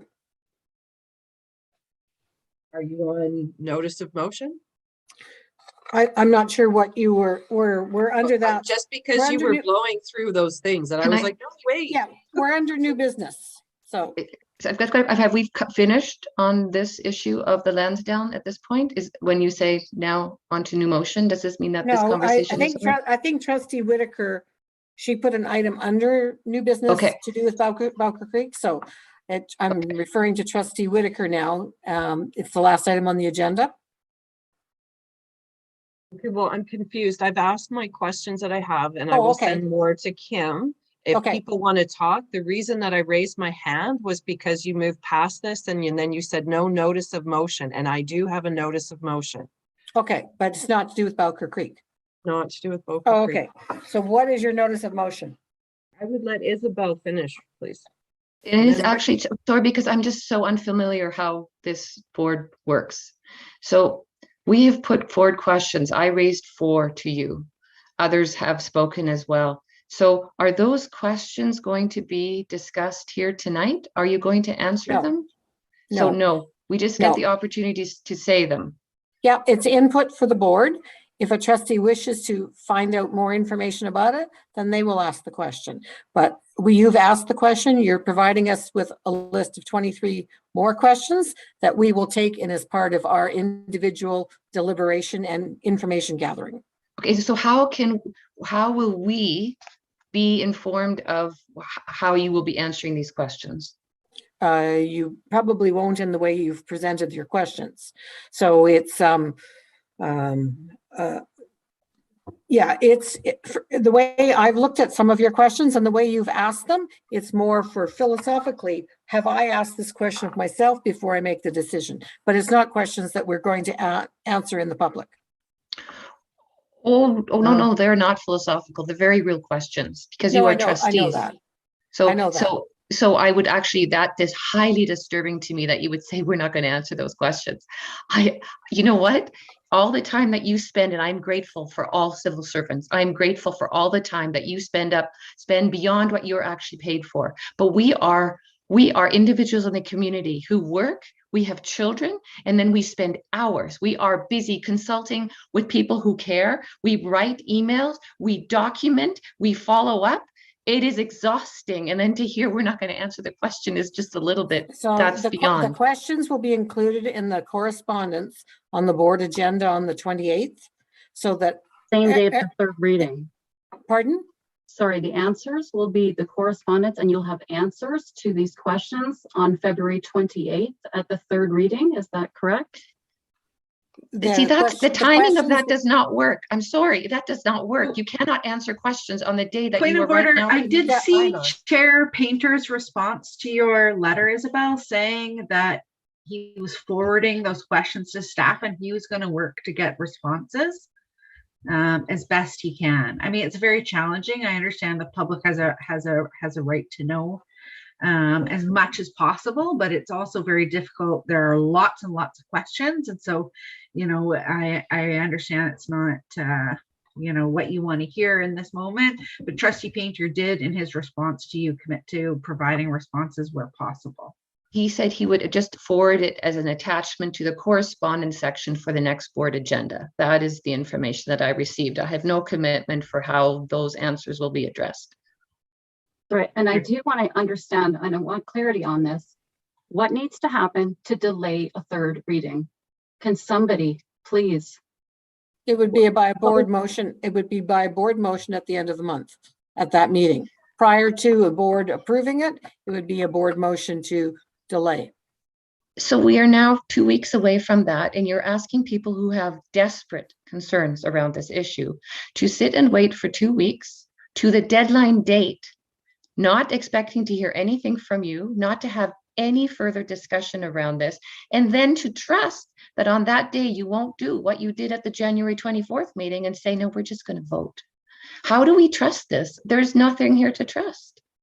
So the trustees sitting around the table, the trustees sitting around the table have been, we've had hundreds of emails from people with different questions, with different concerns. I know that I have read every single one. I'm pretty sure every other trustee has read every single one. So we know the concerns are out there. We have your questions, which are not unlike a lot of the other questions that we've received. If any trustee wants more information and doesn't feel that they have the answers to those, then they have been tasked with finding that information for themselves or through the Secretary Treasurer in process prior to their deliberation and a vote, whenever that takes place. No, but you privately determine whether or not you feel you have the answers to it. The public interest that you represent, the community whose lands, public lands you want to sell, we deserve to hear the answers. We expect you to get the answers and to know the answers and then to communicate those answers to us. It is not a process where you just get to say, yeah, I got the answers I need and now I'm going to vote. You have a duty to communicate, to reason, to give reasons for your decisions. We don't send this into a black hole and then trust your response to say, okay, now you vote. Oh, that's what you vote? Because you apparently looked up there. It's not good enough. That's not a basis to work with the public interest you serve. That's the democratic process. That's the democratic process. It is not a democratic process. You serve the public interest. Yeah, we're going to move on. You are going to have to provide answers to the public. Is there a So- complaints process? Sorry, is there a complaint process for again, beyond feedback, if we feel the process has not been collaborative? You know, is there complaints process for the public, or is it simply an email? Does our complaints process work on a topic like this? If somebody can help me out there, Secretary Treasurer or anybody that's more familiar with it off the top of their head. I'm not sure if this would qualify, that we didn't answer questions or didn't give sufficient feedback, because it's, yeah, I'm not sure where to go with that. Secretary Treasurer, do you have any possible input there that could help me? I think there's a complaint process policy. It relates more to, I think, a school issue. And then there's always the ombudsperson, and we've seen advocacy from some of the information we've received by emailing others other than the board. Yeah, so that's the process for any decision that the board makes. They gather the information. When they feel they have all the information, they make a decision one way or the other, and that is the process. Unfortunately, Do you actually believe, if you were on the other side of that fence of that process, do you actually believe you'd be satisfied with it? You are now in the positions of power.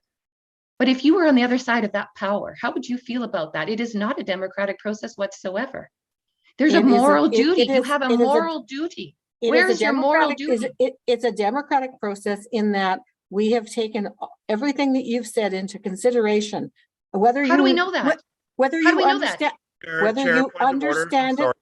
I'm sorry, Chair. Point of order. Yep. We are going down a debate now on what democracy is and what democracy isn't. I I fear know. that lots of different interpretations might drive us into a very late conversation at 10, Yes, 12 you just in the dismissed evening. two trustees. Pardon that me. some Sorry, people- Isabella, sorry. As a trustee here, I just want to finish my thought, if you could, please. I'm sorry. It is 10:13 p.m. Temperatures remain elevated, and I don't blame that. But I don't think any of us are going to do the best work that we possibly can at 10:13 p.m. in the evening, when I think a lot of us have probably already had a very long day.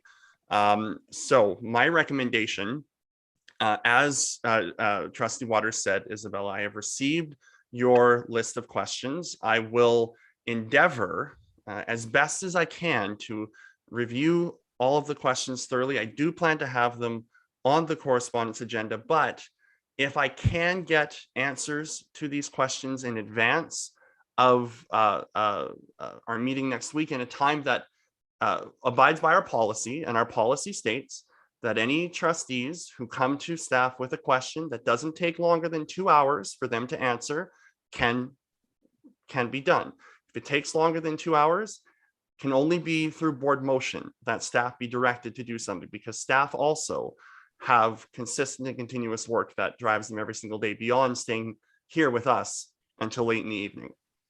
So I beg your indulgence. As much as maybe I read that there are challenges in believing the process, I will do my best to take these questions and move forward with them as best as I can. And then we can come back to it. But I fear that going down the avenue we're going down right now at 10:15 is not going to deliver us to any solid resolution at this point in time. Trustee Whitaker, are you putting a motion to adjourn? No. What did you Yeah, have I to say? thought I made that very clear. I have more business. Okay. Oh, sorry, so- you have a notice of motion.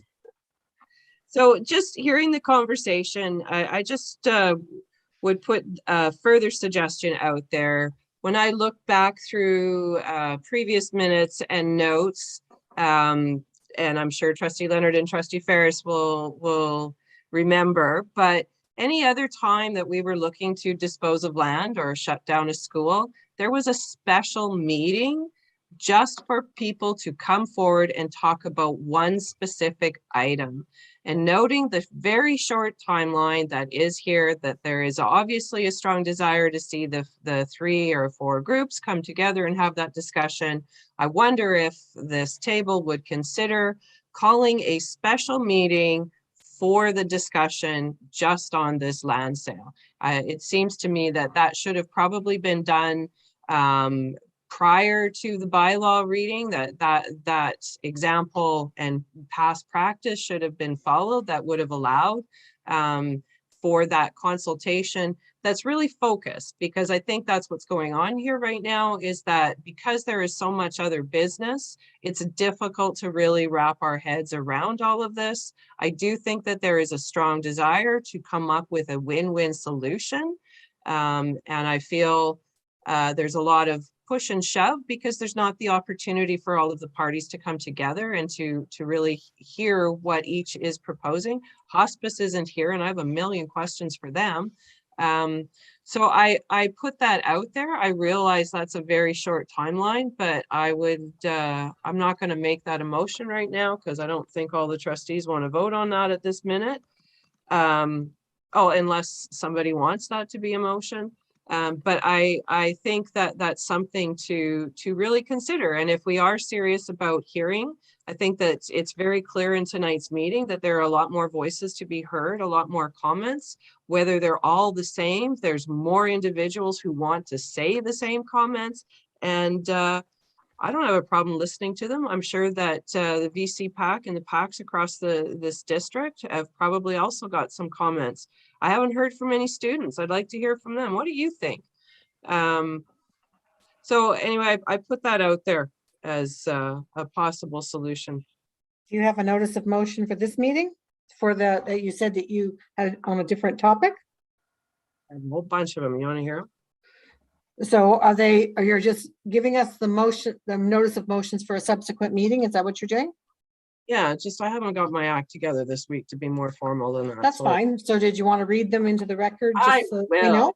Okay, so we had the one that I was talking about first, so that the superintendent create a process and guidelines for approval of committee expenditures and further provide the board with the plan of the $15,000 currently budgeted for the Climate Action Committee. And maybe that will change as interim superintendent Deb Whitten has emailed me a couple of things. Okay. But I can't read them in the meeting. My second one, that the superintendent instruct staff to cease the daily media monitoring reports, and further that a bi-monthly highlights of ongoings in our district be created in its place. My third one, that the Board of Education instruct the superintendent to review the current processes used to create board highlights posted on the website to ensure a complete representation of board decisions made, which I believe was the original intent of the board highlights from the motion first passed. That the Board of Education, my fourth one, sorry, the Board of Education reaffirm its motion of June 2021, that the Board of Education direct the superintendent to oversee the creation of a working committee and consultation process as outlined in bylaw 9210 to prepare a draft compost and waste policy proposal, which is in alignment with our environmental goals. With the reference to the last one, with the reference of the last one, I thought the Climate Action Committee was going to do that. You have a motion on the books to say this, and if you don't want to do this, okay. then Perfect. you'll need to deal with that. Right Okay. now, I think it should be reaffirmed. I'm not sure that the Climate Action Committee is going to get to this on time. Okay, perfect. Okay, thank you very much for that. Could I have a motion to adjourn? Chair, I think Trustee Hensa has a question. Sorry, Trustee Hensa. This is not a motion to adjourn. Sorry, I really like Trustee Whitaker's idea about having another meeting to just a special meeting about this. And I'd like to ask staff what you would need from us in order to make that happen perhaps next week, if that is a timeline that's doable and if you need a motion to do it. I'll second the motion. No, she said if she needed a motion. Interim Superintendent or Secretary Treasurer, who wants to speak to that?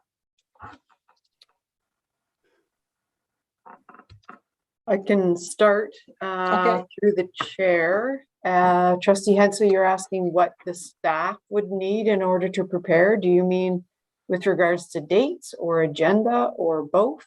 Or... I'm just wondering, yeah, I guess that wasn't really clear. Just what do you need from us to make that happen? And particularly, I guess, so that staff can come prepared with answers to a lot of these questions that are that the public don't feel have been answered adequately yet. Is that something to be able to come and have more of a town hall style conversation with the ability to ask questions and get answers from the public? Is that something that's doable in a week or so turnaround? Or would we need more time? I would look at Secretary Treasurer for some of those, as she's most intimately involved in this. The chair would need to, the chair can call a meeting at any time with the right amount of notice. And so we would leave that there if it was to be a board meeting. I would say in terms of the questions being answered adequately, we can answer the questions. I don't know if it will be adequate for the public. And depending on the number of questions that we have received, if you want us to go through and comb where there are questions in the feedback you receive, then other projects would need to be delayed. But it's not to say a board meeting couldn't be held in order to listen to the public, but in order to answer all the questions in a week's time. I'm not sure. We may be able to, but I haven't reviewed all of the questions. Are they the questions that have been submitted today, or are they more? And so the other problem with that is if questions come out at the meeting, they might not be able to be answered that night too, if they're different than the questions that we've already received. And the other thing that Trustee Whitaker brought up was she wanted more information from hospice, and it would be up to them whether or not they wanted to attend. That would be in their prerogative, whether or not they wanted to come to a meeting that was, yeah, something like that. So, Trustee Duncan. Yeah, I just wanted to highlight the process here. So if we want to have a special board meeting, then 3 trustees can call a special board meeting. And I believe through the chair to the secretary treasurer, it's 48 hours notice in order to do so. So that's the option here in terms of a special board meeting for this purpose. And then I just wanted to say, my sense is that we've heard some questions from trustees tonight.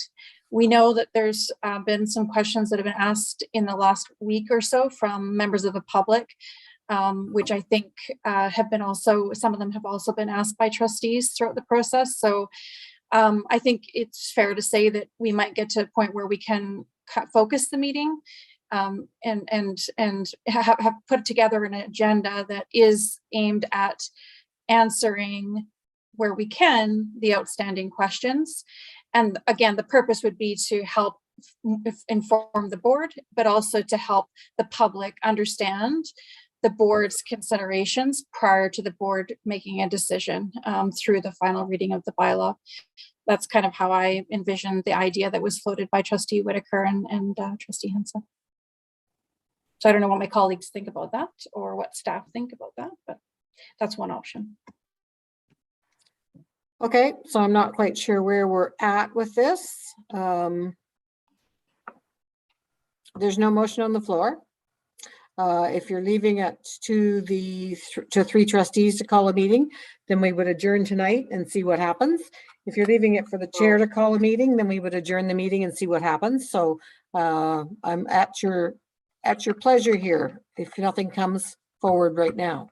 Well, I will put a motion on the floor then to create a special meeting to just discuss this land disposal. So can I ask for clarification? If a motion comes from tonight's meeting, though, it can't be ratified to the board meeting. So I think a special meeting to be called would have to come after this meeting, not during this meeting, because we can't ratify any motion that comes.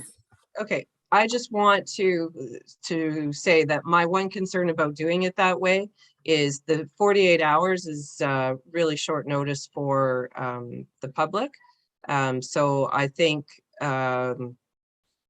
it's great to do it, but it would have to be done quickly. And I also think it would be critical as to how that is advertised and promoted out there. I know I've talked to many people over the last couple of years with COVID of how challenging it has been because it's not clear it's not on our website how to get a link, a Zoom link. That has gone down. The previous documents that said how to do that have been removed, and it's now the old policies of an in-person meeting again. So just want to say, I mean, if we want to do this, then we need to do it properly, and we need to ensure that all barriers are removed and that everybody can access the meeting. Yeah.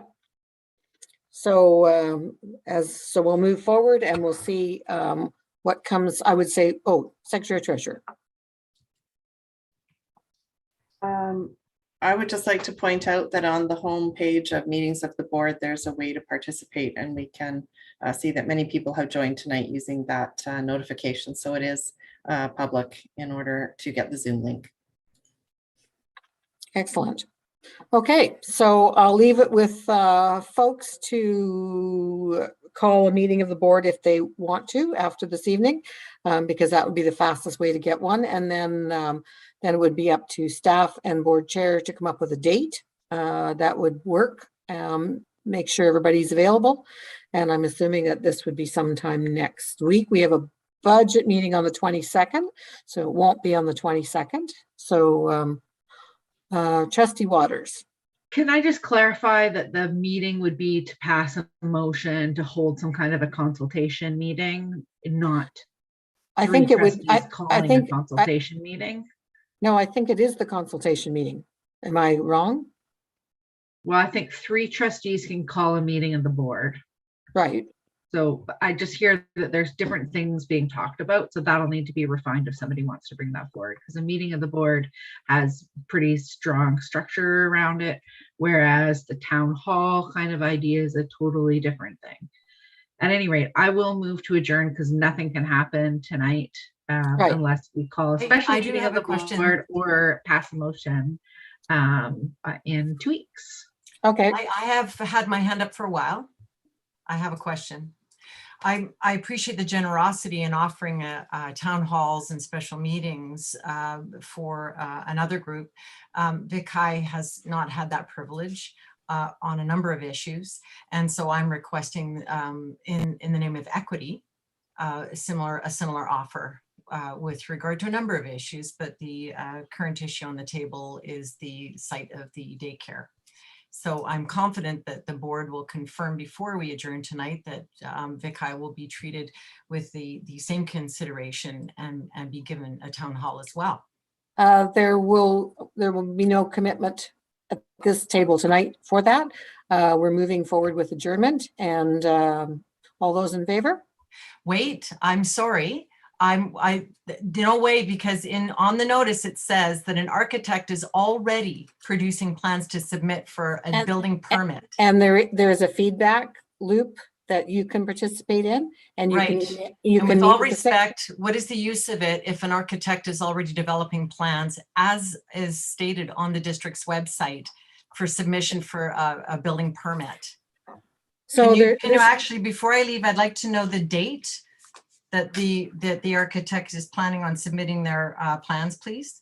You can contact the Secretary Treasurer tomorrow for that information. Thank you. And so because I don't want to wait for another month, please, to find out, of course, when the consultation process will actually be over, please, can someone confirm to me about when VCI will also have the privilege, or pardon me, the right to proper consultation around this major issue? I can't commit to anything tonight. Okay, that's fine. I'd like to know within what time frame can VCI know that they will have the same. This isn't a decision-making table for any of this, and we have adjourned. I've got kids who are not going to sleep because of this chattering, so I have to sign off. Thanks. So all those in favor of adjournment? We've already voted. We're adjourned. We already voted. Okay. We've Meeting is adjourned. Thank you very much. Good